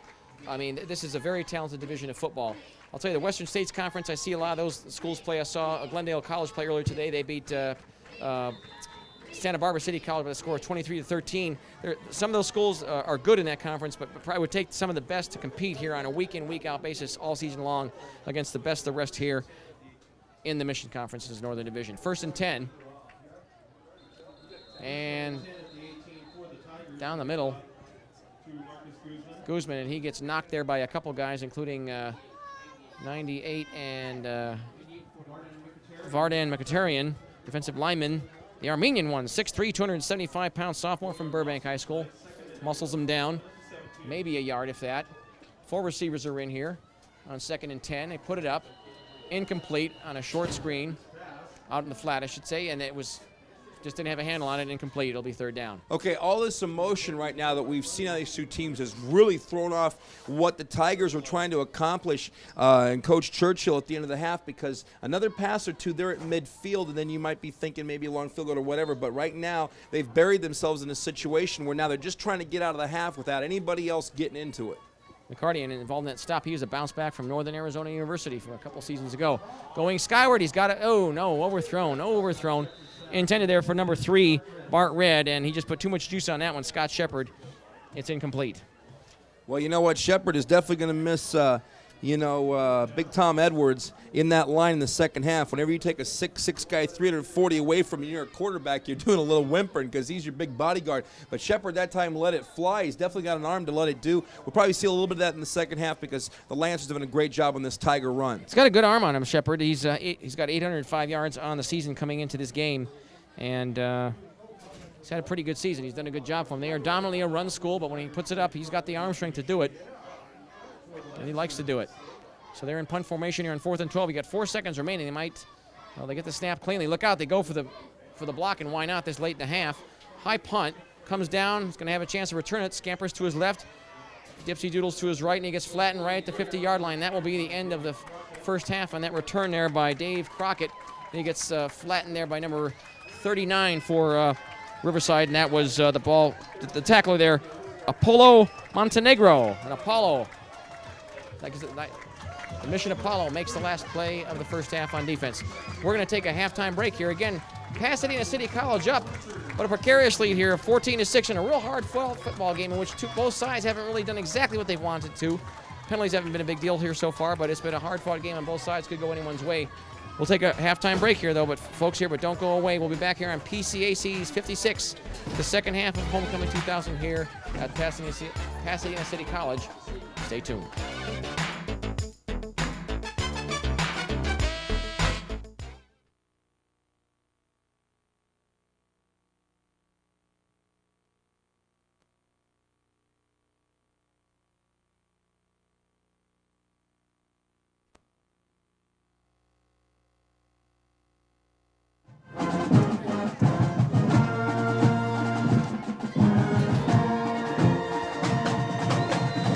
We are back at Pasadena City College, where the Lancers are up 14-6 here against the Riverside Tigers. We have some stats here for you. Passing, Josh Knight, 22 pass attempts, 11 complete, exactly half for 160 yards, not bad. Rushing, Dorsey, Kenneth Dorsey, 7 attempts, 38 yards, and Julian Lambert, 6 touches for 16 yards. Receiving, Ray James, the leader with 4 receptions for 58 yards. Best percentage of receptions so far is Gary Coleman with 3 catches for 57 yards. Calvin Bird, 2 catches for 24 yards. Scored a touchdown, 6th on the season. And Nick Thompson, who has caught 2 balls for 13 yards. And Nick Thompson has got the best yards per catch average here in the conference, or probably 6th in the conference total of all receivers in this Mission Conference of all the schools, with 18 yards per catch. Riverside, on the other hand, Shepard, the quarterback, again, he is exactly 50-50, 7 for 1,411 yards total. And I've been handed a note here that Josh Knight, he has 2,719 career yards, now 5th all-time leading passer at PCC passing, and he has already passed Anthony Walker in that department here tonight. Rushing, Guzman's 10 for 24, keeping him limited, 2.4 yards per carry. That's not very good. And receiving, Bart Red, 3 for 24, and the second leading receiver on Riverside's part is Aaron Carmon, 2 for 28. And total rushing attempts, 14 attempts for 13 yards total, because they lost a number of yards and a number of attempts. Riverside did. All right, this is Currents on the return. Look out, he fumbles it as he gets hit. It's a live ball. I think Pasadena's got that football. Somebody fell on it. Let's see here as they unpile the pile. I think PC. Yeah, that was a definite fumble. He popped that ball loose. A good, hard, clean hit. And Terrence went one direction, the ball went the other. As 2 guys cracked him, or 2 guys pounced to get the football. But I think Riverside got it back. You know what? For the second time in this game, Pete, I don't know how in the world Tigers have come up with a football. That looked like a definite turnover that time, and that's a huge break for the Tigers to have put the Lancers inside the 15 or inside the 20 like that. Would have been huge. All right, first down and 10 yards to go. Tiger football at their own 12-yard line. 2 tight ends are in an I formation. Or pardon me, 1 tight end is in. The strong side is the left, and they run to the right. And this is Guzman, and the ball squirts free, but I think his knee was down when he after the ball squirted free. He got clocked there by numbers 2 and 12, Kurt Lothar, defensive back, and also swarming nearby was James Samuel, the defensive back, 6 foot, 210-pound freshman from Muir. Well, you're not going to see a lot different out of this team, at least early on. 8 points. Tigers still going to try to set up that run. The Guzman up the middle. They're going to try to pound it away, but they're going to have to spread those linebackers back a little bit, so you might see a little bit more passing just to open that running game up. Second down and 8 yards to go. Strong side, right side. 2 receivers to the left. I formation, they come once again. Linebackers are up tight here a little bit in the box. They fake to give. Shepard looking to throw. No, they have other ideas.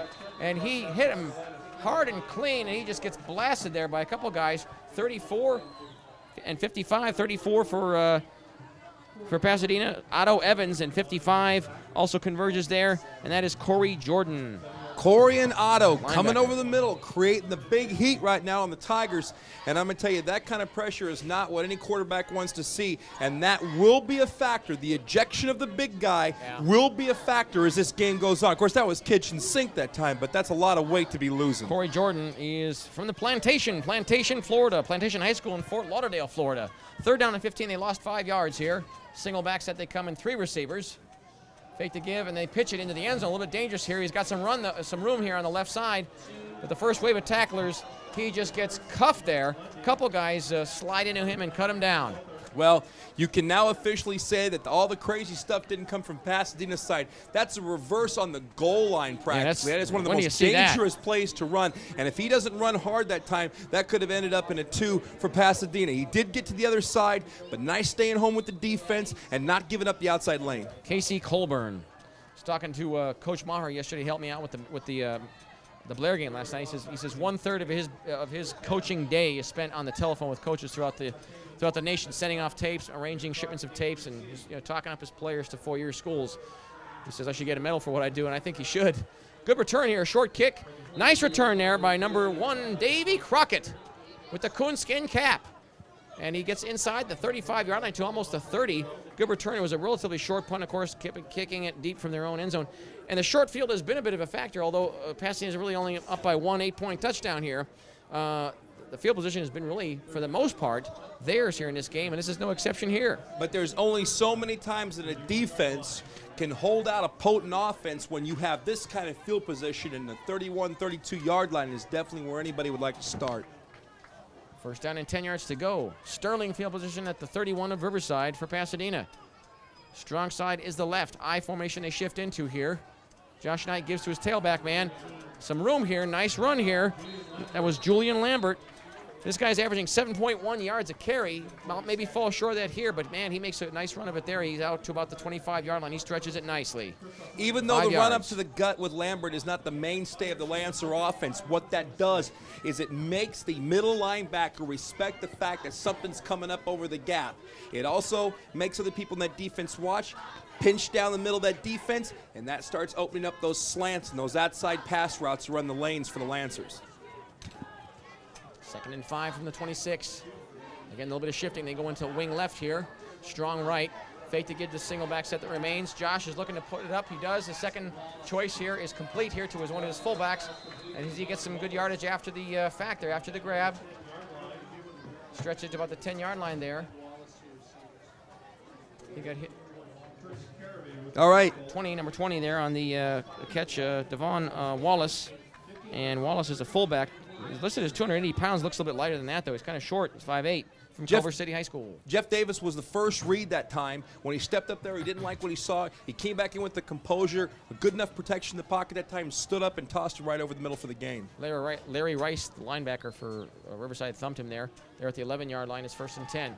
Fake pumps, puts it down the middle. This is Lambert. Lambert swings around, stays on his feet. Man, this guy is gutsy, and it finally takes about a wave of 6 to finally just smother him at around the 5, probably around the 10-yard line. Actually, a lot of running for not much yards. Might have gotten maybe 2. And you had numbers 77 and 99 in there for the stop. Eric Dandy, and also 77, Mr. Havoc Reeker himself, Nicholas Tagliaglione.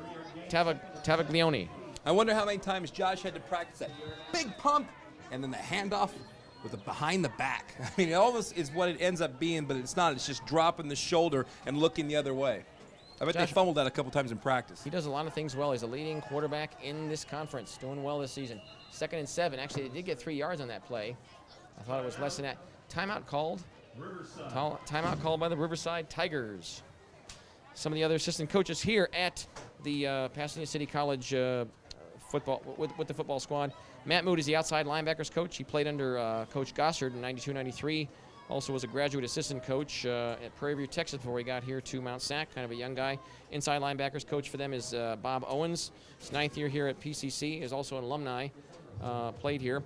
He also was the defensive coordinator in years past, back in 97. Pete Smith, running backs coach. You've seen the decent job he's done.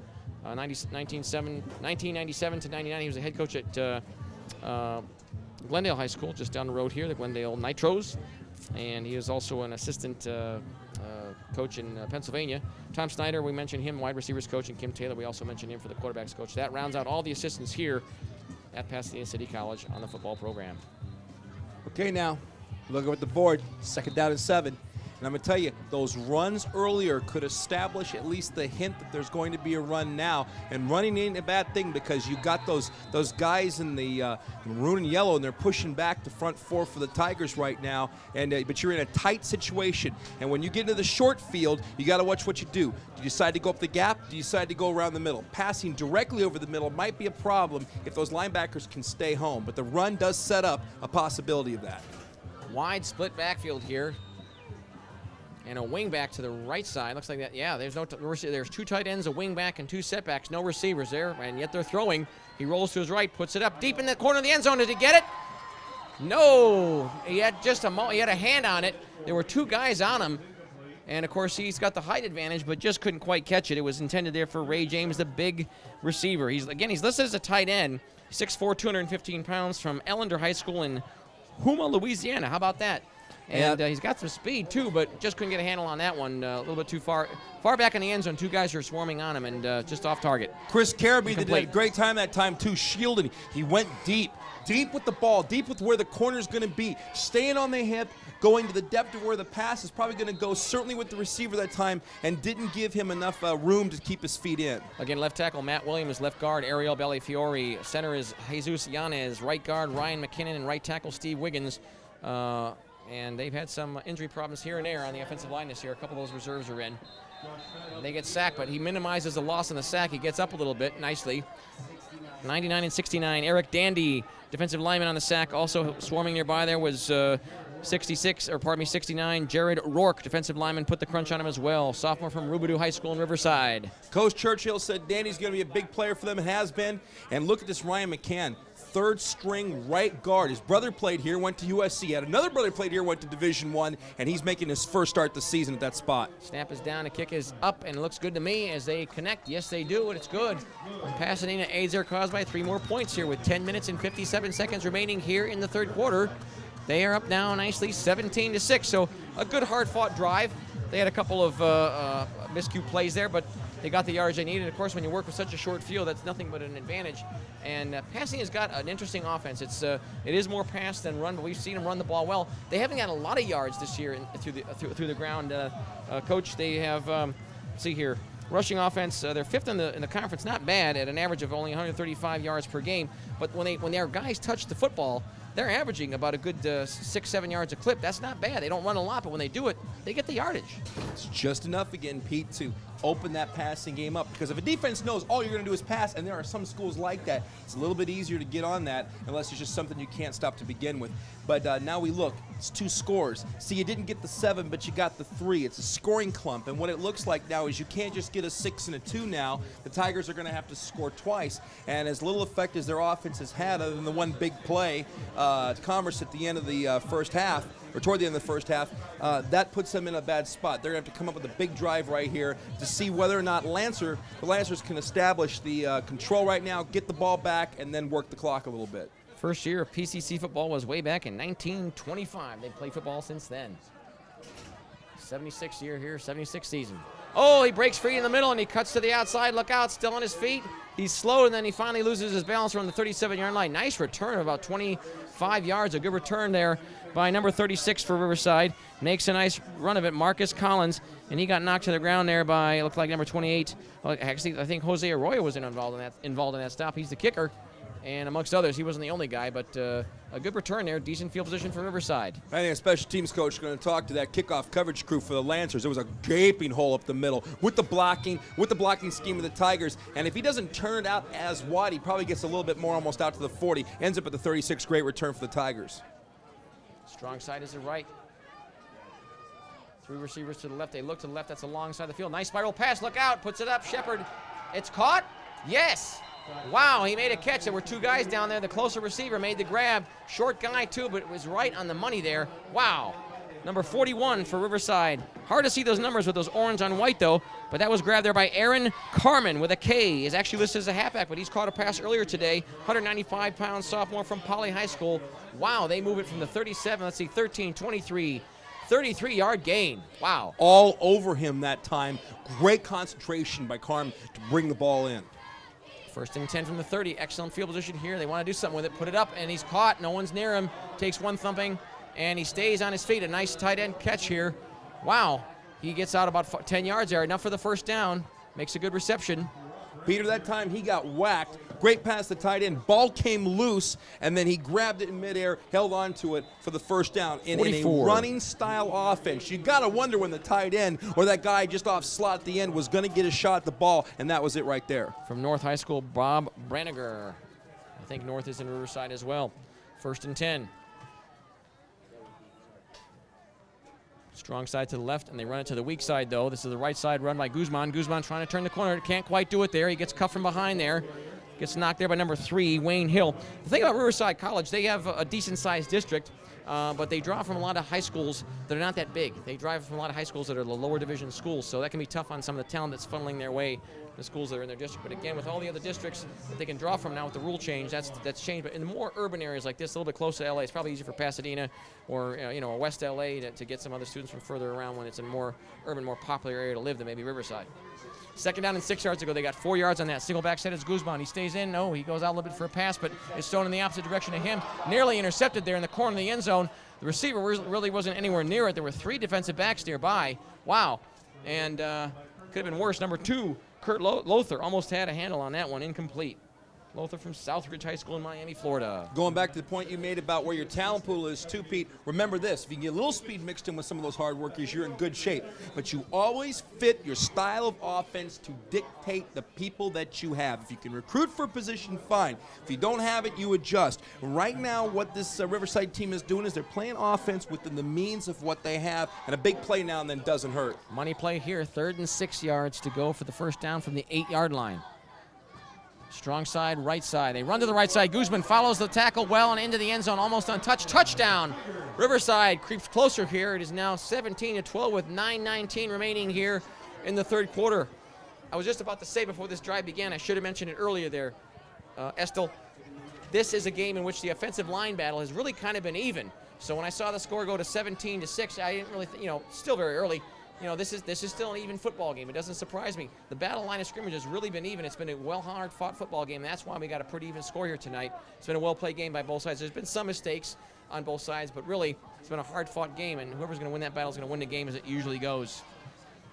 They are lining up for a 2-point conversion. They have 3 receivers to the left of the quarterbacks. They throw it in the flat there behind the line of scrimmage. It's incomplete. It was off target. And it falls incomplete, and the 2-point conversion is no good. It is 17-12. We got to go ahead and give some credit there to Peter Garcia, outside linebacker, 6'1", 245. Anybody on that line that can get penetration, separation there for Guzman, and that's one of the first times that Guzman has actually had the ability to come up in the gap and see a little bit of space, because the rest of the time, unless they've flanked him out to the flat area, he's been facing a whole bunch of Lancer defenders. But that time, the separation, the great blocking, a little double team, and bam, right up the gap, and he just makes a good move at the end and goes right in for the score. Now it's just a matter of the Lancers. They're a high-powered team, and they're a team that has given up some points this year. So they're not a team that would probably get rattled by 6 points. So there's an advantage to that. That would be it from a mental standpoint. They come out here right now, and now what Riverside is telling their guys is, hey, Tigers, you know what? This is where you have to step up and make sure they don't get any points, because you don't want to play a ping-pong game with a high-powered O. Last year, 1999, these two schools met, and this was one of the 4 victories for Pasadena. They beat them last year 40-28. And the previous year they lost to them in 1998, 41-13. So they're trying to make it 2 in a row here against the Riverside Tigers. Northern Division foe. All right, Riverside kicking off, of course, from the 35-yard line.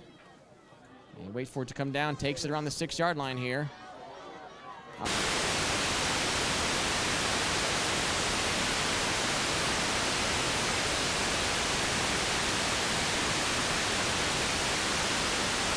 Scrimmage. They should put it on. It's Halloween almost. Hey, you know what? We are close, right? Tuesday, huh? And they just are missing one color. They got orange and they got the white. They're just lacking the black. That's right.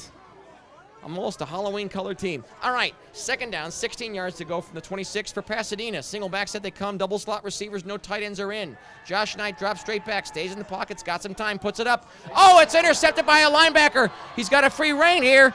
Out past the 20, dashes it all the way back down to the 15-yard line. Man, oh man. An underthrown toss there. Woo, man. Tommy Greenwood that time came across. He stayed in his zone. So, Kate, what do you do as a linebacker? The first thing you do, you read run. But what you do is you react to pass. He got in his drop zone, 7-8 yards, depending on each defense. You know, that's your area. And just delivered the ball, airmailed it right to Greenwood. He took it ahead. And we just said, hey, how is that Tiger defense going to respond now? And they responded huge. Excellent field position, of course, for Riverside. Their best start position drive for a drive here. 1st and 10 from the 17 of Pasadena. They got wing and strong side right, but they go to the middle, and he just gets flattened there. About 3 guys involved in that stop. Guzman just gets scrunched. He's having a busy night here. It's been hard earned yards for him for the most part. Probably his longest run of the night here has been maybe 7 or 8 yards, and that's been about it. He's helped up, though, nicely there by good to see good sportsmanship there. Main perpetrator in the play there was Roger Smith, linebacker, 6'2", 230 pounds. Makes a nice stop.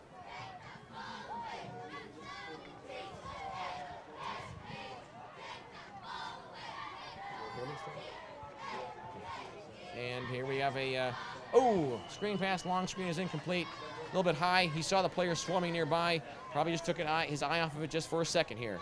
We are having some technical difficulties right now. We're back, though. We're back, though. We lost the picture for a little bit here. We're back here at Pasadena City College versus Riverside. Again, this is Peter Pigskin headed along with the coach Estelle Walker at PCC. 17-12.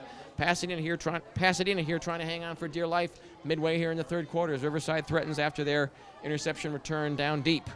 It only takes a moment to lose that ball. Just a blink. You don't look that ball into your hands. 3rd and 7 from the 14. 3 receivers in. 1 is a wing. 2 split wide. There's a tight end in there. They put it up on a... And again, he couldn't catch it behind the line of scrimmage in the flat. And it was a soft touch pass. He just wasn't quite there. Incomplete. And the defenders weren't really swarming nearby. It was just a matter of trying to get there and make a nice grab. It wasn't able to be done, and it's 4th and 7. They're close enough for the field goal. They'll go for it. You take the points. It's still early. Well, you know, Shepard that time had a lot of heat coming on. He did a good job waiting that heat into him. It's not just a matter of waiting. You got to let your guy get out in the flat, waiting for Guzman to get out there, and then you let the guys get almost up on you. The more poise you got, the closer you allow them to get. Play worked, catch didn't. It's a 32-yard attempt here for their kicker, Damian Garcia. We got some movement. Flags are thrown and whistles are blown. We've got a dead ball foul. Somebody moved there. I think Pasadena lurched across the line, but were they drawn off? I saw some movement. It might have been against a white shirt, possibly. And, of course, if you're an offensive lineman, you got to stay perfectly still. You can't move on that offensive line. And it's offsides, as Riverside indicates it's against Pasadena. They're clapping. Well, that's going to put the Tigers within 2 yards of a first down now. Situation. Now, all right, Coach Hebner, you going to go gamble? You going to go gamble? Call me Jim Moore, conservative. I'm going to take the points. It's too early to gamble. I would, too. I'd take the 3. That just puts them a little bit closer. That doesn't hurt. Yeah. Actually, the kicker, now they're going to take a timeout to think about it. I got the wrong name here on the kicker. The kicker is number 23, Mark Baltaghi. Baltaghi will kick it he will be the kicker if he comes out to kick it. The Coach Churcher will take his choice. While we have a chance here, let's talk about the assistants here for the Riverside City College Tigers. The assistants, well, of course, we have Coach Churchill as a head coach. He's a PE teacher on campus. He is his own offensive coordinator, as is Maher for Pasadena. Assistants include Steve Siglock. He's a defensive coordinator. Eric Lowe, L.O., he's the defensive line coach. Bob McElwee is the outside linebackers coach. Inside linebackers coach for Riverside is Jeff Nauta. Sean Collins is the defensive backs coach for Riverside. Duff Wiley is the wide receivers coach, also tight ends. And Tim Titus is the quarterbacks coach. Offensive line coach is Pat Meach, and Sanford Brown is the offensive backs coach, the backfield coach on the offense. And that's a lot of guys, a big staff over there at RCC. All right, 4th down and 2 yards to go there and going for it formation. You might see a long count here, folks. Might want to try to draw them off a little bit. Strong side left, weak side right. 3 receivers are in, 2 to the short side, to the long side. They go on the ground here. This is Guzman. They push him back, but they might give him the forward progress marking here. Maybe they stopped him. I think they did. About 4 guys involved in that stop. They crashed through real quick. And you had a couple guys involved in that stop, including 55 and James Samuel, and also number 55, Corey Jordan.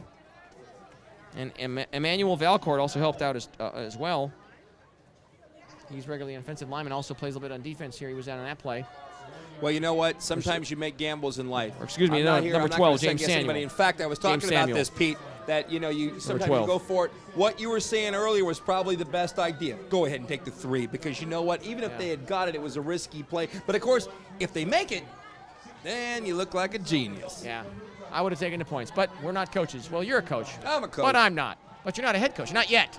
Not yet. That's the key phrase. 1st and 10 from the 9-yard line. Oh, he was stumbling. Then he's still on his feet. Breaks free. Second wave finally bring him down, but they have to shove him out of bounds past the 30-yard line. Great effort there. Wow. By number 12, James Samuel, listed as a defensive back there, but he gets some yardage here on offense. And this guy, he's a gutsy runner there. Samuel, 6 foot, 210 pounds. Not to correct you, buddy, but that was Lambert. That was Julian Lambert. But that's all right, because he's only 2 numbers up. Number but let 14. me tell you, Pete, you were right on 5'9", the money. 170. With what he did there, he kept his pistons running like Roger Craig with the knees up and down, and just tore right through there. About a 21, 22-yard gain. Backs are split and set week. Now we got, again, flags and whistles go off, and we got a little jumping on that line. Maybe somebody moved. Pete, now we've talked about this before. What do you do when nobody knows who went off? When nobody knows went off, okay? Was it them? Was it us? What do? You start clapping. That's the first thing you do. Idea. It's a bad idea. You just go bang, bang, bang. It was them, it was them, it was them. Because you know what? If there's any indecision, which there generally isn't, you know what I mean? You got 5 guys clapping. You can't be wrong with 5 guys clapping. It can't hurt. From the old, it can't hurt. It can only help the party. That's correct. Why not? First down and 5 yards to go for a first down from the 35-yard line of their own. Split backfield, split receivers, medium split. Down the middle here, look out. Blasts his way forward here. Number 22, high steps it. Kenny Dorsey high steps it down for about 4 yards. A couple guys in white swarm nearby there. Number 47, Chris Acevedo, defensive back, helped on to stop. A couple of the guys involved too. He was a main man. It's a recurring theme. We got some young kids up here now, and they've won some prizes. You want to know something? Do we ever win? I mean, does anybody ever enter us in some kind of drawing? It never happens. We talk about food. Talk about the candy. We got some candy the other week at the other joint. You know what I mean? Yeah. Cal Lutheran. I want to win something. So do I. We got to enter in the lottery something. What's the drawing now for? I don't know. 8 yards gained, or pardon me, 3 yards gained. 2nd and 2 as it was 1st and 5. It's now 2nd and 2. They push forward for the first down. I think they've got it. A lot of guys dragged along with that play, including offensive linemen. And that was Julian Lambert and Wallace on the stop there for Riverside. Or pardon me, no, Devon Wallace, pardon me, on the carry. I'm messing up the numbers here. Devon Wallace, number 20 on the carry, fullback, 5'8", 280-pound freshman from Culver City. He's big. Been calling this Anthony Hopkins number out a lot tonight. This guy's all over the place for that defense. Wallace is squatly built. He's listed as 2'8". Looks a little bit lighter than that, but he's still big for his size, or heavy for his height. 1st and 10 from the 42. Outside dash here. Can't quite do it. Maybe a couple yards. Out blasted past the 43-yard line. Gets knocked out of bounds there by a couple guys, including numbers 22. Let's see, Dan Bartos also swarming nearby with 69 for them. Big guy, Jared Rourke, got to the outside pretty quick there. Defensive line. These guys, they got some height and they got some size in the defensive line, Riverside does. The offensive line of Pasadena is bigger than they are, but they got some speed. They can move laterally pretty well. Well, you know, they're making that work about as good as you can work it right now, considering that you only see 17 points up on the board. But the ball in the lead is never in a bad position, I'll tell you that. That's a great position to be in. Riverside, 3rd-ranked team defense, only giving up 70 yards a game on the ground coming into tonight. Gets caught from behind there. Good solo hard tackle there by number 30, Larry Kofer. I think it's his first time we call him out tonight, from Moreno Valley High School, right in their district there, right next to Riverside. And good carry, but he got racked up. A couple yards there for Devon Wallace. They get a couple yards. It's 3rd down and 7 yards to go, so it's been hard fought to their own 45-yard line. Again, it's 17-12 here with 5:40 and ticking here in the 3rd quarter for Pasadena. It's been a precarious lead all night for them, but it's been a good game. Gut check time now on 3rd and 7 for this Lancer offense. Split backfield. Split very wide. There's a tight end in there. And a wing. On the right side, they toss it to the wing back. Oh! Took his eyes off it just for a moment, and he drops the pass. He would have had it, though, underneath. It was incomplete. It was intended there for 85. Ibis Aguilar, tight end, 6 foot, 210-pound freshman, kind of light for a tight end, but he had 2 guys right behind him. Yeah, exactly. He knew they were there. Even if he catches the ball, he's 2 yards short of the first down. So that's one way or the other with that. But the Lancers go ahead and punt this ball, and now their defense is going to have to come out and assert themselves.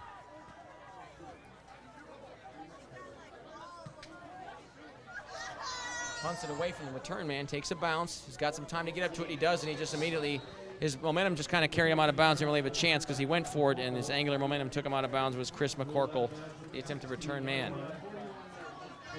So the Riverside Tigers, again, working with a relatively long field in front of them. They have a good offense, but they are a little bit of a slower offense, I would say, as far as how quickly they move the ball down the field. We've seen some big plays out here today, but when they want to play their game. I think what they want to do here, we're still early, 5-11 left in the third quarter here, is get that long, slow, methodical drive to show Pasadena they can move the ball on them over a good period of time on one long drive. That would mean mainly Guzman, okay? But they can do it, and that would be a good morale booster for them, and they would get them back into the lead, obviously, but do it in their way that they want to do it. But it doesn't work for them here on first down, as they get sacked here on first down. Down goes Shepard. Well, you know what I was harping on a little dropped. bit earlier, but I'm going to go ahead and harp on it some more. When you get a guy like Tom Edwards out of the football game, when you take 6'6", 340 pounds out of your starting offensive line, the things that start to happen are evident. They were evident when he went out at the end of the first half. They were evident with a sack earlier, and that big sack right there, too, because then you can shove a linebacker up. You can blitz a little bit extra, and now you don't have that extra help on the line to do that, and then all of a sudden you're forced into a passing situation when you're a running football team. Otto Evans and Jeff Reynolds, both linebackers, involved on that sack there. They lost 5. It's 2nd and 15 from the 11. This is Guzman outside to his left side. Fights for yards here. Gets a few back. Probably about the original line of scrimmage, maybe a yard further, about a gain of 6. Reynolds catches up to him. Reynolds played on the San Dimas Saints. He was a senior last year for San Dimas. I think he was a 3-year starter. I saw him play with another cable company over the last few years. This guy played on a team and was one of the team captains on a team that was giving up an average of 70 yards per game throughout the entire season last year, going into the third round of the playoffs. That's phenomenal. From San Dimas. San Dimas, of course, is a city a ways east of here, very near Mount Sac, by the way. And they didn't have an offense to match, unfortunately, but they had a ferocious defense, one of the best in the history of CIF football Southern Section. 3rd down and 8 yards to go. And Reynolds was a very big part of it. 3rd down and 8 yards to go from the 17. Shepard puts it skyward. It's a spiral pass. Ooh, it hit him in the hands. It's incomplete. Oh, wow. He had 2 defensive backs on him right behind him, but he had him beat by half a step, and the pass was there. Just couldn't hang on. Oh, man. How many times tonight, Pete, have we seen Shepard put the ball literally over the shoulder of a receiver that was being guarded very closely by a defender, just maybe a yard of separation, which is all you need. But I'll tell you what, we say it's all we need, but when you're only a half foot from me running top speed, it looks a whole lot different. And the Tiger receivers up to that point did a pretty good job looking the ball in. Receiver, I didn't catch his number. It's hard to see these numbers. They are orange on white, and there's no black outline. It would really help if they had that on their uniforms. But receiver hobbles off the field as he was on his own sideline already. Looked like he was hurting his ankle, had hurt his ankle or something. So again, Riverside punting once again. This is Davy Crockett, king of the wild frontier, all the way. Nice turn here on the left side as he cuts. Now he's going to try to cut in, but he's blocked off it. He's still on his feet. Thunders his way all the way down to the 20-yard line. What a return. And we have a flag down around the 34-yard line. Oh, man, that's going to be brought back probably a clip. What a shame. He tried to time it so that Tiger defender got his shoulders around, and he actually was pretty close to doing it. But to guess that that's going to be happening is just a tough thing to do. I'm wondering if or not that shot was just self-preservation on his own player, because there was no shot at getting to that. They would have been sitting pretty with that one. But those flags can come at some of the most inopportune times. So Pasadena will have to march a long way here as that is thrown around the 34-yard line or so. And they're marching off right now. Pasadena, they've had a few mistakes this year, but they're usually not a squad that beats themselves. They're just up against a lot of good competition in this conference. It's a talented one. There's a big difference between the Northern Division, which of course Pasadena is in, and the one in Orange County, the Southern Division. The best school in the other division is 4-2, and the worst school, or I should say, you want to call them the worst, but the lower teams, which are these two teams, their overall record is 4-2. So that's the difference between the North and the South here in the Mission Conference. It's an excellent division. 1st and 10, a little bit of jumping here as the flags go off. He jumped, but they jump back, and of course, it's not offsides if you jump back in time and the ball's not snapped, but they snap it to be able to get the penalty. And Chandler's in at quarterback now. Chandler, the freshman, he's a tall one, 6'6". He's a bounce back from Texas. If any one of those refs think that there was any kind of contact, then it doesn't matter whether they got back or not, but you just mentioned that, and you also, you know what, those hard counts come in sometimes. Some of those quarterbacks got that natural long count. It might not even be a designed hard count. They might come in and go, just give it a little bit extra oomph, and one guy bites on it, boom, 5 yards. First down and 5 yards to go after the 5 yards is marched off, 24-yard line of their own. They run to the wing side and dragging guys in white with them. A couple yards, Lambert there. He gets pancaked by a couple guys in white, including the Italian one, number 77 and also number 58. And again, 77, Nicholas Tagliavoni. And 58 there also was Larry Rice. Now here we go. Julian. Almost a feminine name. Estel, my name, a very feminine name. Got in a lot of fights, huh? Yeah, do you know what happened? When my mom named me Estel Walker, she said, you will learn how to fight young. You have no choice. And I think Julian went through the same thing. He probably did. First down, 10 yards to go, 29-yard line. They got 5 yards on that. Enough for the first down. Let's see here. They got 3 receivers and a little bit of jumping here. A little bit of anticipation on the defensive line of Riverside. Down the middle, they try to get it. A flag is shown as a player goes down. They might have eked out a yard, if that. A couple guys in white involved in the stop. The line of scrimmage will be the 30-yard line. The ball was carried there by Ken Dorsey, and he just had a pile of weight on him. Number 22 of Riverside, amongst others, but he was the main perpetrator on the play for the tackle there. Well, I'll tell you, that shows you. Dan Bartos, outside linebacker. How quickly a holding call can actually happen. That play was all of a second and a half. A little quick rip right into the middle over the center area. And you know what? Right now, Pete, you're looking up there, and neither team is really controlling the clock. It's a very even game as far as I think the Lancers probably have the edge in that, though. Josh Knight might have a crack at the single-season passing record. It was set not too long ago by Joe Fears, P-H-E-A-R-S, in 1995. He passed for 2,586 yards in 10 games and had a passing completion percentage of almost 56%. That's pretty good. He might have a chance of getting that record. All right, first down and 19 yards to go for the 20-yard line of their own after the penalty. They show some motion here. Single back set. A couple receivers are in, split. Pass is batted, it's still in the air. It's caught by Riverside. And another interception goes to them as they get some good field position out of it here. Dandy makes the interception. Wow. Well, Coach Churchill said that Dandy was one of their big players, and man, did he come up with something big there. Hey, nice pickup on the blitz that time, though, because you know what happened? On the play to create a little bit of pressure there was number 48, Tommy Greenwood, another guy that Mike said was a big player for the Tigers. But then the big tip and the interception, this is the second time the Tigers have got something in this area due to a turnover. Can they capitalize? They would need to capitalize. They're down 17-12 here with 2:45 remaining in the third quarter. First and 10 from the Pasadena 20. Tight end is on the left side. They run to the right, though. Maybe they have double tight ends here. This is Guzman still on his feet. Guzman still not down yet. Takes out 3 guys to wrestle him down. He's down near the 10 or 11-yard line, though. And he's a hard man to bring down. 76 and 8 on the stop there. 8 is Ricky Crockett. 76 is Casey Colburn, defensive lineman, 6'2", 320. He's a sophomore from Mount Rainier High School in Seattle, Washington. You're asking your defense to come up big more times than you really should be at this with point. A short field behind short field, yeah. And that hurts because that's putting a lot of pressure on your guys too much in one quarter. They got 7 yards. It's second down, 3 yards to go from the 20-yard line. They're looking to put it in the air. They're looking for the corner of the end zone. The guy leaps, and he outleapt the defender. The defender didn't even go up for it, really. And it was just off target. He couldn't get a handle on it. Maybe a little bit too high for him, I'm thinking. Far corner of the end zone from us, incomplete. It looks like it was intended for number 3. Let's see here. Number 3 is Bart Red. Bart Red that time did a pretty nice job trying to get his body in position to make the play, but a tough angle and a little sauce on that thing to make sure that it hits the outside of the end zone. You definitely don't want to drop it in where a defender is. Joe Fears also over 1995 set the record with 367 yards passing in one game. We'll see if Josh Knights gets a chance to break that one before his career here at PCC is over. 3rd and 3. Sweeping it to the left side here. Turns the corner still on his feet, and they are in the end zone. Touchdown. Riverside has taken the lead here in the third quarter. And that was from 10 yards out, and Guzman crashes his way through. Touchdown, and it is 18-17. They'll probably go for 2 to be up by 3. Guzman He had 11 touchdowns coming into this game. It's his 12th of the year. This guy is averaging 146 yards almost per game. He's a fierce competitor the hard-earned way. He averages about 5.5 yards a carry. He's a tough one. Kind of reminds me of the Earl Campbell / John Riggins type of runner, a diesel type runner.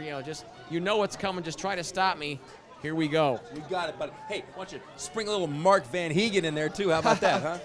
Got a good trivia question for you. Who is the only man in NFL history still to play, assistant coach, and head coach a Super Bowl winner? Others have played assistant coach and head coach on a Super Bowl participant, where, of course, somewhere along the line, they're on a losing team. But still, only one guy has played assistant coach and head coached on a Super Bowl winner. The first two was with one team, and the last one was with a different team. Not the same Mike team. Holmgren? No. That'd have been my guess. 2-point conversion, and they pitch to Guzman. Guzman cuts inside, fights near the goal line. I think they stopped him up. It's no good. They stop him around the 1-yard line as Pasadena converges. A couple guys involved on that stop there, but the main guy was Mr. Brown, number 82, the tall one. And he does a good job there. Van Brown, okay, 6'5", Mike, 245. I'm a sore loser, Pete, but I'm sticking with Mike Holmgren whether you like it or not. I'll give you a hint. You got the right first name. Shanahan? No. I'll give you a hint. Ditka? Mike Ditka.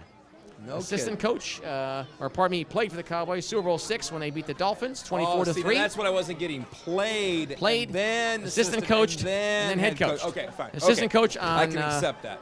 Super Bowl 12 because when they beat the... Holmgren was on Walsh's staff, but he didn't play. Okay, played fine. assistant coach and head coach. And Super Bowl 12 when the Cowboys beat the Broncos. And then, of course, the 1985 Chicago Bears was the head coach. I should have known there was some Chicago Bear propaganda in there somewhere. I should have picked up on that. It's it's not a good year for my boys. Oh. But it's a good year. It's a good year for yours. Hey, but you know what? This Redskins. Miller kid can really play some football. It's coming out this Sunday, okay? So watch out.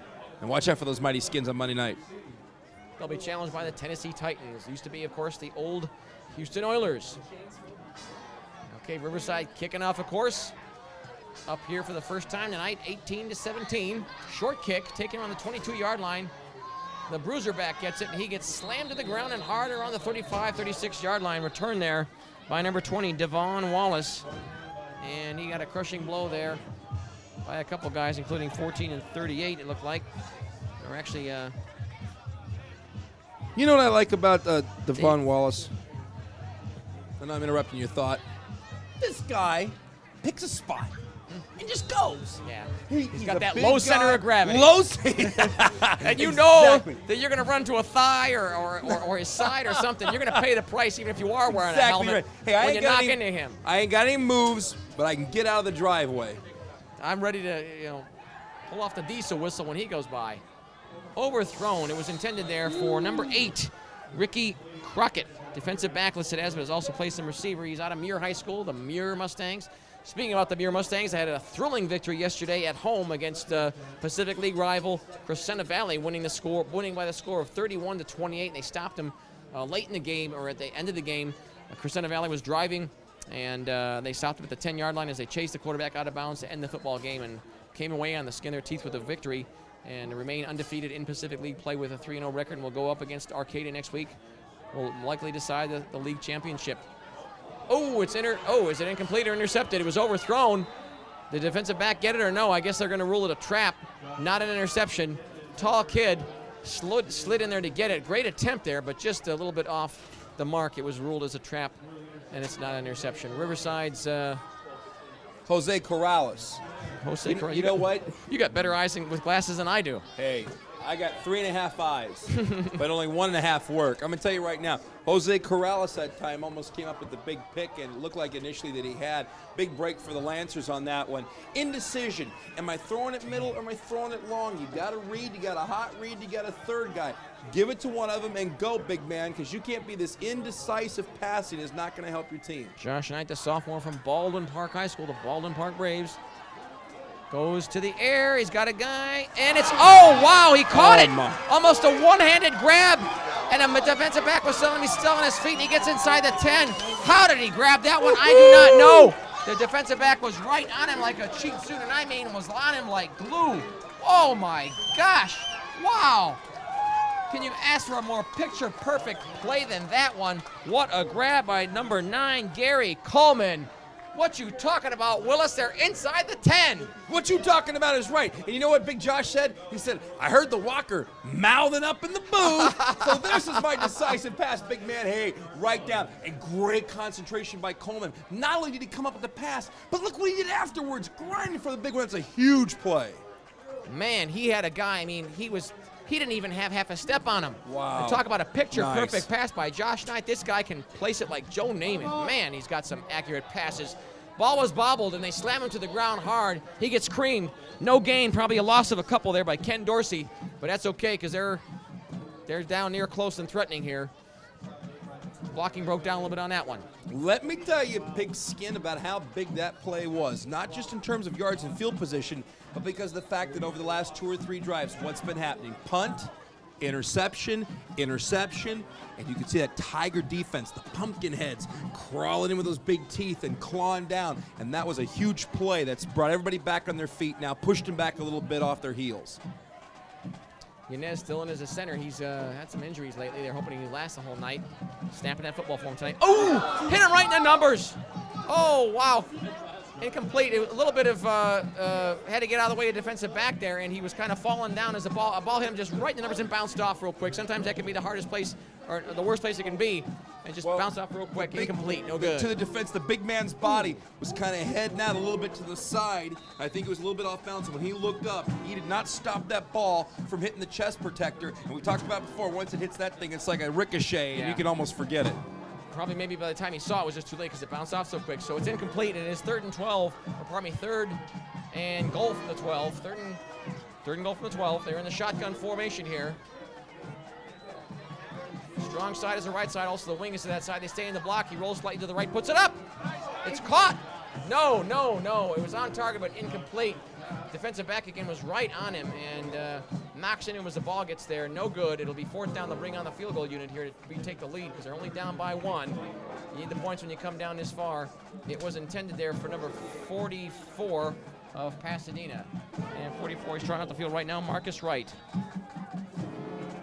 Well, you know what now, though? You do go after the 3. You get the 3, and you've tipped the scales back toward your direction. The momentum was all Tigers for a while. It might go back to Pasadena right here. There's the kick. Finally, flag is down. Kick is good. That was actually Mike Blackwood on the kick, number 13. 2nd string kicker, or reserve kicker. And the flag is down now. As they...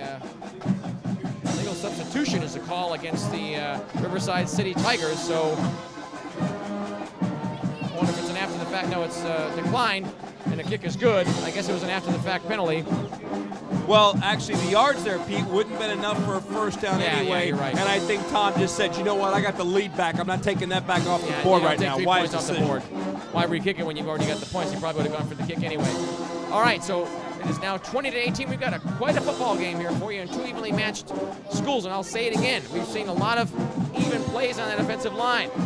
A lot of it's been an even battle. These guys, both sides are talented, but it's been a real hard-fought battle. We've seen some sacks on the part of Riverside. Pasadena hasn't. They've cut him down for some short gains, although their bruiser back, the one and only number 34, Marcus Guzman, has torn off some good runs. Riverside hasn't thrown it too much tonight. They need to pressure the quarterback a little bit when it's a scoring situation. They can do that. They can retake control of this football game for Pasadena. Well, one thing this Lancer defense is going to have to do is be wary of the fact that the Tigers are now opening it up. They're starting to throw the ball down the field. I don't mean 10 yards. I mean 25, 35, 40 yards down the field. That secondary is going to have to be ready. Still keep the good pressure on Guzman. They should be okay from that standpoint. Taking by an up man there. He's looking for some blocking help. Runs to his left side, tries a stiff arm, and he gets upended there around the knees and below. Good hard, clean tackle there by number 22 of the Lancers, Ken Dorsey. Good special teams play. Decent return of about 12, 13 yards. Kenneth Dorsey that time, heat-seeking missile, came in there, and, you know, obviously when you're special teams, you want to get people inside the 20 if you can, but you know what? From the way that started developing, it looked like it might be a little bit bigger than we thought it was going to be, but Dorsey said, nah, you're going to have it right here. I'll tell you, I got a lot of respect for these JC coaches, these head coaches, because at a JC, it's not high school. High school, as you know, you got what you got, and you're going to plan your team with what your strengths are. JC, it's kind of an in-the-middle-of-the-road type of thing. Problem is, you only got these guys for 2 years, and I was just talking to Tom yesterday. He did the game with me, the Blair game. He was saying, you know, once these guys leave, they're really developing into something good. He says, and really they're just in their peak when they're ready to go. And if you're a junior college head football coach, it's like a perpetual rebuilding program all the time because you only got these guys for 2 seasons, and they're out. I guarantee you, if anybody knew what Coach Tom Moore and other JC head coaches go through, they'd never give them any stuff. No, you are correct. Ooh, a nice bat down there, a leaping bat down. Wow, now by number 2, he did an excellent job on that one. Got right to where the ball was. Kurt Lothar, heads up play by him. Give that guy a gold star there. Did you see the way I bailed the stuff as a word to try to describe what I was doing for TV purposes? But I'm going to tell you this, okay? You go through a lot. I mean, you go through the recruiting process. You go through the fact that you want to do everything, and you're doing everything you can to build a good team. And, you know, he's running a class show up here at Pasadena, and you've got all the other things, and there's so many. We can make a catalog of how many negatives can go into it. In that process. Pasadena is 4th ranked. Ooh. Snack. Shepard. Wow. He got cracked there. Shepard just got popped. I tell you what, Shepard looked in that stop, including number 40 there, Reynolds, Jeff Reynolds, the freshman. The interesting thing, though, is now that the big guy has been out of the ball game after the ejection on that one side of the line, Tom Edwards, it's been coming from the other area now because they look like they're going to pile up that area with a linebacker, but they're sending somebody just to the left of him, and he's the one that's coming straight in. And there's some good pressure right now on the Tiger quarterback. Rushing defense for Pasadena, giving up 114 yards per game, and they are, let's see here, 5th in the conference and 4th in the conference on the pass defense. They're pretty stingy. They give up 175 yards to the air. That's pretty good for a defense. He rolls to his right. Shepard goes to the air. Thrown. A good spiral. Oh! It hit one guy. It got deflected, and it's in the arms of the back guy. He's got it. He's going to go all the way for the touchdown. Look out. He's at the 20. He's at the 10. No one's going to catch him. What an unusual play. It bounced off the pad, went straight into the air. He was right where it was. It's a touchdown. Well, that was Jay Currents right there. You know, we talked about him earlier. Currents, man, he had the big play at the end of the first half, or actually the beginning of the second quarter, and now the deflection that looked like it almost was intercepted. And I thought when he caught that pass, he was really close to the sideline, but all he did was just take it straight up, right to the house for the TD. What a bizarre play. Not that that's the first tonight. Huge touchdown for the Tigers. Wow. Say that again. Wait a second. Okay, I don't know what they're saying right now. I didn't see a penalty. He was out of bounds. Maybe he stepped out of bounds there. Yeah.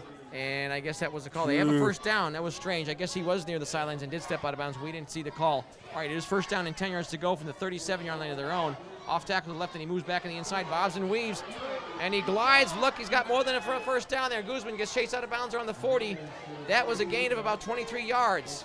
I'm going to tell you something right now. The Lancers brought the house up to the line. They put 7-8 in the box. Still didn't seem to make much difference the way that it was spread. And Guzman hitting the outside gap, cutting it to the right, and just heading straight out over the flat area past the seam, down about 15, 20 yards. How long was the run there, big guy? 23 yards. 23 big yards with 8 in the box. 22, but still, they're at the 41-yard line. Riverside, good field position all of a sudden now in Pasadena territory. 1st and 10. Guzman down the middle. And some of the linebackers smother him.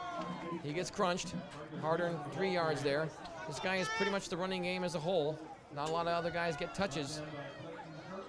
Clayton Turkin's also swarming nearby. There was number 41 for Pasadena. Roger Smith, the linebacker, sophomore from Upland. Well, the Lancers this time, I mean, you know, they're experiencing a team. They're a run team, and eventually you run enough times, then you're going to start breaking a few, you know, 10s and 20s instead of 2s and 3s. Harder than 4 yards, 2nd and 6 from the 38 to the air. Nice spiral toss here. Oh, he had a guy, he was open just for a split second. Good defending there by Pasadena's number 2. He did a good job. Kurt Lothar, he's had a good night tonight. And the receiver had a little bit of height on him, but Lothar does a good job, good leaping ability on his part. Kurt's one of these people that came back for the Lancers after an injury. He's had a huge game right now. He has really been in the middle of a lot of different situations tonight. Almost come up with a pick in the end zone earlier, coming up with the big on-the-hip defense right there to make the play, and broke up what would have been a reception. interceptions leader for this Pasadena City squad is Dave Crockett. We haven't called his name out tonight too much with interceptions. Look out. And that's Wayne Hill. Comes up with a great interception there. Wayne returns it for a couple yards out to about the 30-yard line. Heads up play on his part. Ball was overthrown. And Pasadena finally catches a break here with 13:09. They trail here 20-8, or pardon me, they're up 20-18 as they take possession here. Pretty good field position for interception.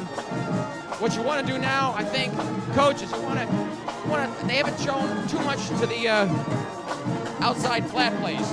Can they do that? They got the speed. I think they can. Get those 6-7 yard gains. Get a long consuming drive. You're not going to take all the time off the clock, but score a touchdown, drive us, take the dart, and limit that clock. Make the clock your friend even this early. Why not? 1st and 10 yards to go. Josh Knight stays in, puts it up. It's complete. He's open. 3 guys quickly converge and knock him down at the 40-yard line. Gets cut. Number 6, Ray James, makes a nice grab in traffic. 4 and 58 converge on the stop there. 4 is Chris McCorkle. 58 for Riverside. Larry Rice hooks him. Peter, you've been promoted to coach. I'll tell you what that's going to do also is that's going to start spreading out the middle part of that Tiger defense. It's going to allow that maroon and gold charge to start going up the gap once in a while to Julian and people like that, keeping them off balance, as Tom Hart said they've been doing at the first part of the season. 1st and 10 from their own 39, a draw play. Look out, he loses his footing really more than getting tackled and ensuring he's down. 2 guys quickly hit him, including number 22 there. Dan Bartos just kind of lost his footing there. Field's in remarkable shape with that sand underneath. I like it. Kenny Dorsey, we were here for that high school game last night. There was some rain in the 4th quarter. It's not a type of field where you're going to get muddied up. It is in great shape. I was at Glendale today, so you didn't play during the day, and that's a regular natural field, and it's pretty much all mud at this point. Yeah, and the conditions for our team yesterday was that we were slipping and sliding around. That's hard when you see some of these junior college fields, which also host a lot of high schools like this one does, as does Glendale and some of the other schools I see football at. And some of those fields are pretty torn up even halfway in the middle of the season, like we are. Incomplete, overthrown, again intended there for Ray James. Be a little bit careful because 2 guys were behind him, but they were off angle the other side of him, so it falls incomplete harmlessly for Pasadena, and they'll be looking at 3rd down and long. Well, for a quarterback, after you've thrown a couple interceptions, one that was blatantly your fault, one that really wasn't, because, yeah, you want to get the ball over the line, it's your job, but the guy gets penetration, whatever. It does make you a little hesitant sometimes, but you don't want to make mistakes. That can't run what you're doing. He had a big play to Coleman, which was really nice. And I tell you, this Josh kid's got a cannon for an arm. Yeah, he does. 3rd and 14 from the 35 of their own. 4 receivers, double slot. Stays in the pockets, got some guys behind him. The ball fumbles as he's hit. It pops loose. Who's got it? I think Riverside recovered. It's been the turnover bowl here in the second half. Riverside indicates they got it, so do the officials. And again, they get it in sterling field position inside the 40-yard line of Pasadena's lookout. Okay, Pete, you know what? I think he knew he had more time than he did. He placked up and stepped up there in a nice little bat. But, one bounce has not went Pasadena's way. The Lancers had 2 situations where I thought they had the ball. Neither time did they come up with it. This time they had a crack at it, even though it was a bad angle. Lineman trying to backtrack there and make the save, and it didn't. The bounces have been going the Tigers' way, no doubt about it. Derek Dandy looked like it was number 99 that recovered the fumble as he was getting his hand slapped when he came to his sideline. 1st and 10 from the 39. PCC's 39 for Riverside. They have an I wing, a wing to the right side here. Also strong side is the right side. That's the direction they run, and they actually keep it down the middle. This is Guzman fighting and clawing and scratching for yards here. Pushes his way out to about the 32-yard line. Nice run, about 6 yards. And he's really taking it to Pasadena here tonight. And involved in the stop there was Davey Crockett. And also looked like number 55 amongst others there, but he was also the main perpetrator in the play. Corey Jordan, the linebacker. He's a sophomore. Back to the line of scrimmage here quickly. They get 6 yards. 2nd down and 4 yards to go for the 32. For the Riverside Tigers in white. Same formation they come. Fake to give to the up man. Shepard quickly on the drop. The short drop incomplete. Player falls down. There might have been some contact, but it was probably more their footing, their feet just getting happen to knock into each other. Do we have a flag down? We have a player down, actually. Player down when the lineman is, he's up now. Big number 76 there, one of their linemen, and that is Casey Colburn. Casey is listed as defensive lineman, also plays defensive line, 6'2", 320. That ball wouldn't have been caught whether there was contact or not, and that's all you really had to determine at that point. So he's limping off, well, not limping, he's walking up the field, but he's being walked with. I'll tell you, Pasadena, they got some good size in their squad. They got some good size defensive linemen. And I was talking with the quarterbacks coach, Paul Engels, who's been, he helps out here. And he's coached at many high schools, Monrovia. He's helped out at Rancho Cucamonga. He lives out that ways east of here in Rancho. And he says their offensive line coach, PCC, he's right where he needs to be. Josh Alvarez, he's a young guy, but he's very talented, he feels. Oh, a leaping grab. He had position of it just for a moment, and that blasting crack made him lose that football. So they rule it not a catch at number 86, and he got hit hard. And that was number 86 was Mike Lundy. First time we've called his name out here tonight, the receiver. Two guys just literally just knock bodies with him. Pops the ball loose, it's incomplete. Looked like he came down with it, and it looked like the contact forced it out, went out of bounds. Got to see a replay, but I'll tell you what, it looked like a reception. He had it just for a split second. It might have been enough, but they rule it not. So 4th and 4, and I think they're probably going to go for it this far down in. They're, again, too far out for that field goal attempt, so they're in going forward formation. You'll probably see a long count here. Why not? Try to draw them off. All right, a wing to the left, but they look to the rock. Oh, nice hole here. Look out. He's got enough for a first down. Still fights for the yards. He's inside the 25 to about the 24. Guzman, who else? And looks like he finally got caught around the ankle from behind there by number 12 of Pasadena, James Samuel, the defensive back. Pretty big kid for a defensive back, 210 pounds, unless that listing is wrong. Pretty weighty kid for a backfield man. All of those passes that we saw earlier, Peter, have now set them up to where they'd have the guts to run it right up the gut with that many yards to go for a first down, and they got it. Yes, they did. This guy, I'll tell you, Marcus Guzman, a lot of touchdowns, a lot of yards on the season. It's been the hard-earned way that way. He puts it up. It's incomplete, a little low on the outside there. Incomplete.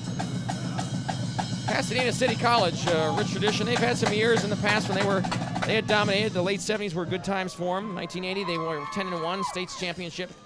They won a couple in their past history. Their longest, their best winning percentage coach was R. Frank Baker, coached there for 9 years, long time ago, 1926 to 1934. So they got a lot of coaches in their history, and they got a lot of seasons in the past when they had some wins throughout the various conferences that they played in. Down the middle, look out, tries to run outside and he gets thumped there. Guzman, he gets cracked and hard, and Guzman gives some weight there, or definitely outweighs Wayne Hill, but Wayne, a hill of a tackle from Monrovia High School, the former Wildcat in green, 5'9", 180 pounds. I remember calling out his name last couple of years, covering some of their games. Speedy kid, makes a nice cracking blow there. You know what, Guzman, 7 yards. Guzman cannot get up faster. I'm telling you, if nobody hit anybody down, people don't get up that fast. This guy gets clobbered, and he just wants the other guy to know no matter how hard you hit me, I'm still up. And I'm still lightning quick. Tough kid. Wing side to the right, strong side to the right, I formation that gives to Guzman the tailback, or he runs out of the tailback position, squirts free from the second tackler, and he doesn't get past the second wave as the main guy to bury him and turf him there was big number 40. 40 is Jeff Reynolds. They get 6 yards for the first down. They needed 3, so Riverside is on the march. Look out here. They're well in field goal range, and they're only down by 2. 9:50 and counting here in the football game. 119 yards for Guzman. And I'm going to tell you what, he's starting to creep up toward that average, and when this team gets him to that average, those are the games that they end up winning, so this is tough. Tough guy to bring down. Same formation they come. One receiver is to the left of Shepard. Shepard is the give. This is the time. It is carried by somebody other than Guzman. Luke Rowley, fullback, 6'2", 210, freshman from Temecula Valley. And 8 more yards for Guzman, and he goes over 1,000 for this season. So, man, he has just been huge for the Tigers. James Samuel, the defensive back, and there crashes into him and puts him to the ground. But you know what, though? The guy's averaging 150. That means he's got a whole lot more against some teams. So you got to credit the Maroon guys up there, the Lancers, for the job that they've done so far, because really, this guy's capable of getting a whole lot more than this, even though he's had a big night. I wonder if he runs the 40-yard dash. Would you time him with an egg timer maybe, though? I don't know. But he's a bull of a runner. My. Here he goes. Cuts inside nicely. Gets a couple extra yards because of that nice cut. It's also a nice sign of this player and how good he is. It's not only that the fact that he's able to be a bull of a runner, but he makes a nice stutter step and a stop there and a cut in. Gets him an extra 2 yards. It could be the difference in a drive like this when you're down this tight, this far. That was a third down play. I think they're looking at, that was a second down play. It's now third down, and they only have, about 4 or 5 yards to go. The ball rested about the 12-yard line. Oh, pardon me, I'm sorry, it's inside the 10. It's at the 7-yard line, and they've got 3rd down and 4 yards to go for the first down from the 7 for Riverside. So, again, they're threatening here midway through the 4th quarter. Tight end to the right. They pitch it, though, to Guzman. They run to the weak side. Guzman's not on his feet. Look out. And he goes in practically untouched. Touchdown. Riverside, they retake the lead here with 8:01 remaining in the game. You're going to run around the end. Things that you have to have. You have to have an end blocking. You have to have whoever you set up if you don't run a tight end, having a guy smash over there. They do, in fact, sealing at the end, getting a good penetration around the side, and then he's hitting in for the end zone. That touchdown puts the Tigers ahead. That touchdown and those yards puts Guzman over 1,000 for the season. And 1,000 in not only 7 complete games, that is a pretty awesome statistic. Of course, when you're the money back, when you're pretty much the only one touching it, you are the rushing offense. And he is that, doing a good job for his Riverside Tiger teammates. The snap is down, the hold is there, the kick is up, and it is good. And it is now 25-20. So Pasadena needs a touchdown to get back in his football game. This has been an eventful football game. We've seen our share of punts and a few penalties, but we've had some excitement here. But turnovers are the name of the ball game. And I think any coach will tell you, and you know as a good coach, you know, turnovers, in my opinion, I'm sure this is not only my opinion, they are probably the biggest factor in football. I mean, you can play a really good game. If you turn that ball over too much, you're probably going to lose, because if you give that other team too many opportunities, no matter how well your offense is looking, if you make too many, might only take 2 or 3 mistakes a game like that, and Pasadena is feeling the brunt of that right now at least. Last that's year, probably the biggest factor, the biggest reason for losing if you turn that ball over too much. Last year, Peter, we on to that point. The only game that our team lost, we were playing Dorsey, and you know what, high school, we came in at halftime, we were losing 20-14. You know how many yards they had? Total offense, 21. Oh, wow. Because of 2 turnovers that resulted in 14 points, and then they had a short drive that was set up earlier from something else, you know, penalty, this and that and the other, and you ended up losing that game. It was the only game we lost, and turnovers definitely were a factor. Kicking off. Riverside, some short kicks today. Taken by one of their back men, but he has to come up to get it for PCC. Run back, kind of loses his balance here. No, still on his feet. And hard charges out to about the 32-yard line. A decent return there. He took it about the 12-yard line. They've had some kind of short kicks here for Riverside, but high.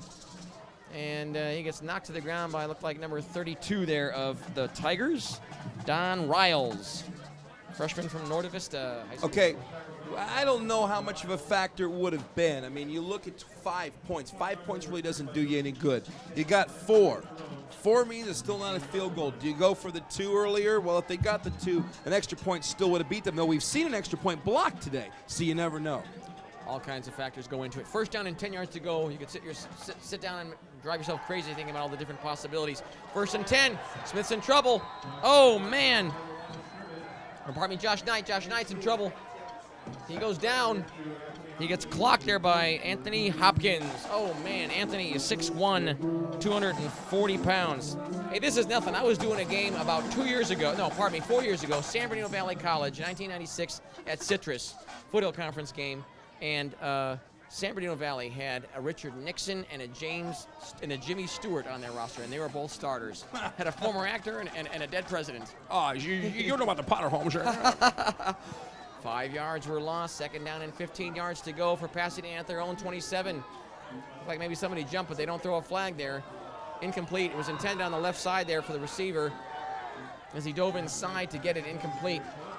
And looked like the intended man was Ray James. Looked like to me the right side receivers might have jumped a little bit before the ball was snapped, but I guess the referees, the officials didn't catch it. But you could have argued maybe they went before the ball was snapped just a split second, it seemed to me. But it's now 3rd down and 15 yards to go, and Pasadena in a bit of a hole here. They need this football game bad. Like you were saying, this is the rubber game. Usually 2 schools out of this division go to a bowl game. It's usually that talented of a division, these 5 schools that are in it. The advantage for Pasadena, even though it's 3rd and 15, is this isn't the first time they've ever put up the ball. I should say these 6 schools. There are 6 schools in this division. 3rd and 15 for the 27. Rolls to his right out of necessity. Trying to set up. Puts it up. Look out! Oh! In traffic. That was a risky toss, but it was on target. Ray James just couldn't get a handle on it. 2 guys were swarming nearby, including, let's see here, Larry Kofer, defensive back, and also Chris McCorkle, defensive back. McCorkle's 5'9", 170. Man. That was a risky toss, but he knew he had to throw it. He wanted to get it out into the air there. He wanted to see get his guys a chance to catch it. That one was incomplete, but give him credit, Josh Knight, for that one not being a worse pass than it was. He was throwing it off balance, and as he was rolling to his right, I mean, that guy doesn't make too many mistakes. At least it wasn't intercepted, but he did a good job on that one. It was hard to throw that accurate when he was under as much pressure as he was. Good job. Goes over the punt return man, then Pasadena will set it up nicely for their defense there. They down it around the 5-yard line. Wow, excellent job here. Wow. And that is some good heads-up play there. Okay, you look up at the scoreboard, you see 6:41, you're down by 5, you're giving the ball up. You're punting inside of 25, what are you doing? It's a bad situation. And then this kid just bangs one of the prettiest punts I've seen in a long time. Not only did it pin them down inside the 5, it went so long because even the guy said, hey, this is going to die right here. Well, he had a 20-yard roll, and right now the Lancers, all things considered, are actually in a pretty good position right now because if they do shut the Tigers down here, they can play the field position game and maybe get the ball back inside the 50 for a chance to go ahead. Jose Arroyo, just like the high school in El Monte. Pitch back to Guzman. Guzman shifts gears and goes back to the middle, cuts in the middle. He gets about a good 5 yards out. He gets slammed to the ground and hard there by a couple guys in maroon shirts there. They want to get this football back. And you had big number 50, I think it was, or 58. Hard to see the numbers from this far away. Let's see here. I think Michael Watson or maybe Greg Hawkins, one of the linebackers, cracks him to the ground there. They got actually only about 2 yards. I thought it was more. 2 yards were gained. They had this football at the 5-yard line. Wow. So they started this drive at the 3. So second and 8 from the 5 for Riverside. Come on the I formation. One wing receiver and one long receiver. They keep it in the middle there. I believe that was Guzman as they unpile the pile there. Yep, Guzman. Well, I'll tell you what, this Pasadena City College band has been cranking it the last 10 minutes, you know. They're running up the gut that time, and it's going to bring up a third down situation. By Greg Hawkins. Actually, he was involved in both stops there in the previous play. Greg Hawkins, another 2 yards, very hard earned. Clock continues to tick. We have 5:30 remaining in the game. Again, Pasadena is down 25-20 to Riverside here. It's 3rd and 6 from the 7, their own 7 for Riverside. This is a tricky area for Coach Churchill and the Tigers because of the short field and where they're at. Wing side right and strong side right, and they pitch it and they run to the strong side. Look out, they get a little blocking help. He's still on his feet near the first down. Gets hit and knocked down. Enough for the first down. They needed about 7. They got about 8. Nice formation. They had a wing and the tight end to that side. They stayed in and carved out a nice path for him. That's all he needs. 1st and 10. Keeps the ball here and keeps the drive alive. Make no mistake about it, that Tiger offensive line at time, especially the right and the middle side, bared down, pinching the guys in the tackle spot over the A-gap, which is your center. Near your guard, you got 2 tackles up front. You got a 5-man front, 4 and 5, and just is pushing upfield. Huge, huge run, huge first down. 1st and 10 from the 15. Off tackle to the left side. He's dragging guys with him. He's out past about the 30-yard line, so they're quickly out of their hole. And he's just thumping guys along the way. Cracks into Davy Crockett more than Crockett cracks into him. Crockett gives some weight to him. Crockett is 175, and Guzman is, I guess, well, Guzman is listed only as 180. I thought he was bigger than that. Maybe I got a misprint here or something. Guzman is 180. I guess he's not, looks to be bigger than me than that. 36, Taryn Brown's coming into the ball game, and Casey Colburn's coming into the game too here 1st for and the 10. Lancers. Being chased there on his left side, ducks his head down and he goes down. Caught from behind there by number 82, Van Brown. Casey Colburn that time just got in the ball game, just said, you know, I'm going to wear these pads in a little bit. He came out late. He knew if he made late the hit there, that was going to be a personal foul, so he just took the big giant nosedive and went over everybody, swarming after. Looked like they had Shepard in the backfield that time, but Shepard made the move to the outside, pumped the legs, and avoided the sack. Van Brown, classic build of like a defensive end. He's 6'5", 245. He's got a great body on him. This guy, it looks like it might be a great linebacking prospect. He's very quick, but of course you want some quickness on your defensive end spot where he plays. Guzman slams forward again. He gouges out a couple yards there, maybe about 2, and he's out around the 35, 36-yard line of their own. And when you're Riverside, you just want to keep that ball on the ground and burn up that clock, make that clock your friend. That's what their plan is now. They're going to have to stop him on these runs. What makes Pasadena so dangerous when they have the ball in a clutch situation is that you probably got to pass the ball, and that's what they do. What makes this a huge third down is because what they do is run the ball. And if they can establish that, that time's going to get eaten A up. money play here, 3rd down and 4 yards to go from the 37. The pitch is to Guzman. Who else? Guzman on the right side, trying to turn the corner. He's near a 1st down. He might have gotten it. I think he did. Did he get out of bounds, maybe? Let's see. It takes him away. He gets some good blocking help, and by the time, coaches, they catch up to him, he's gotten the yardage. These guys pull well and run well in front of him when they have to. There is no mystery who's going to get the ball. It's just a matter of where they've spotted it here. Guzman is from Norco High School, and that is out there along the 15 freeway, quite a ways east of us. Norco gets its name from its old name being North Corona. It looks like he got it, and he did. Yeah, they just got it enough for the 1st down. They needed 4. They got about 4.5. So again, Tigers keep this football. That's all they want to do, nursing that 25-20 lead.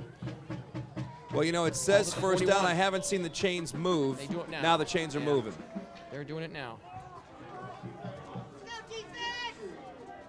You know, in Pasadena, when they have the practices, some of these kids have to go to class after practice when most of the other schools have enough classes to offer these guys. You know, it can be tough with some of the scheduling for these players in Pasadena. It can be tough for the coaching staff here. Oh, this is Guzman, breaks free, look out, still on his feet, scampers his way all the way down inside the 40 to about the 35-yard line. Man, he's got about, let's see, 10, 20, about a 25-yard dash. He is inside the 35-yard line. Of course, it's a 1st down. They mark it at the 33. Riverside keeps it churning here. I think he got out of bounds there, so it's with 2:50. And you're passing in, and that clock is ticking way too fast. Well, they found a nice soft cushion over there on the right side around the end and around the tackle area, you know, for the Tigers. They found it, and they are exposing it. Tigers doing a good job in this football game. Trying to get their first Northern Division victory here in the Mission Conference. 1st down and 10 yards to go.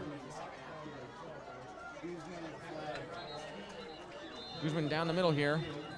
Flags might be down as whistles blow. Well, you know what? We said he was under his average before at 119, but you know what? Guzman ends up 170 yards in the 2nd half for this guy. He's at 192 right now. That's why he's averaging 150. Wow, huge game. Jeez. Illegal motion against the Tigers. I'll march it back against them. Guzman gained about a yard, but it's nullified by here by the penalty. The Tigers, you know, earlier in the game they were down for all the first half, and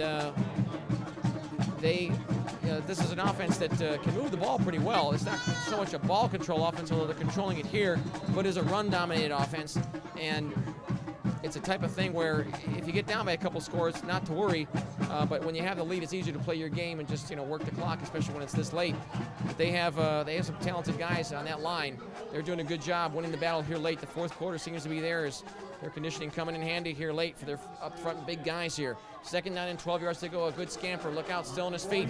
Knocks bodies there with Jeff Reynolds. Reynolds has thrown himself all over the field tonight. He's doing a good job on a lot of these tackles here. A few yards gained, about 5 or 6. Make no mistake about it. They've ran the same play the last 4 times out. Why not? You know, because the bottom line is, even though you're on the short side of the field, that's where they're going to, because I think that defense, they're just going to keep on baiting. The defense thinking maybe he's going to go wide side. Maybe he's going to go wide side. They keep going to the short side each time. Right now, Guzman is at 200 yards, we're being told. 3rd down and 2 yards to go for the 1st down. The ball is being snapped from the 25-yard line. A wing and 2 backfield guys in addition to the wing. Ooh, takes one clobbering, he eludes it, but then the second wave can come in there and scrunch him hard. Got cracked there finally by number 41 for Pasadena. 41 is Roger Smith. He's a linebacker, sophomore. Yeah, looking at the team offense here, and these guys, Riverside, their rushing offense, again, 3rd in the conference. Their passing offense is 11th out of 12 schools, but it doesn't matter. They've got a guy like Guzman. You don't really need to throw it a lot. Well, that was the play that the Lancer defense absolutely needed. They needed to stop that guy from getting another 10-yard chunk. They did so right now on 4th down and 3, and they call a timeout, which is something they needed to do. You couldn't let another half minute run off at this point. So now, what do you think the Tigers are going to do? Well, they're looking at 4th and 3. They're at the 27-yard line or so, be about a 44-yard attempt. I don't know, it's about a 44-yard attempt. If you miss the kick, I would try a kick. It's a little bit of a tall order maybe for a JC kicker, but if you score it, you're up by it protects it from a 2-point conversion touchdown. Well, that would You're be still tied, but of course you take the risk here. I would go for the points. Maybe it's not too far out. Well, the thing is, you know, it's about a 43-yarder, which is makeable. It sure isn't a give me. But the thing is, they're probably going to do is go for it, knowing their offense, and they're going to probably run the ball. Depending on how many timeouts they got left, I would go for it and try to draw them off. And if that fails, then maybe. I think they're going to go ahead and run the ball because they've had success running it. Guzman, of course, a single back set deep behind the quarterback. He gets the pitch. He's going to have to fight to get back to the line of scrimmage. He fumbles the ball as he's past the line of scrimmage. Pasadena indicates they got it. Probably Pasadena. Pasadena's got it, and the ball wound up probably right around the first down marker, so they need to get this because if they don't have it, it might be a first down. Well, I'll tell you what, if the Tigers have this football, it's going to be a first down. If not, we still have a ball game. As we await the call, they're still unpiling the pile. Pasadena think they said that they've got it.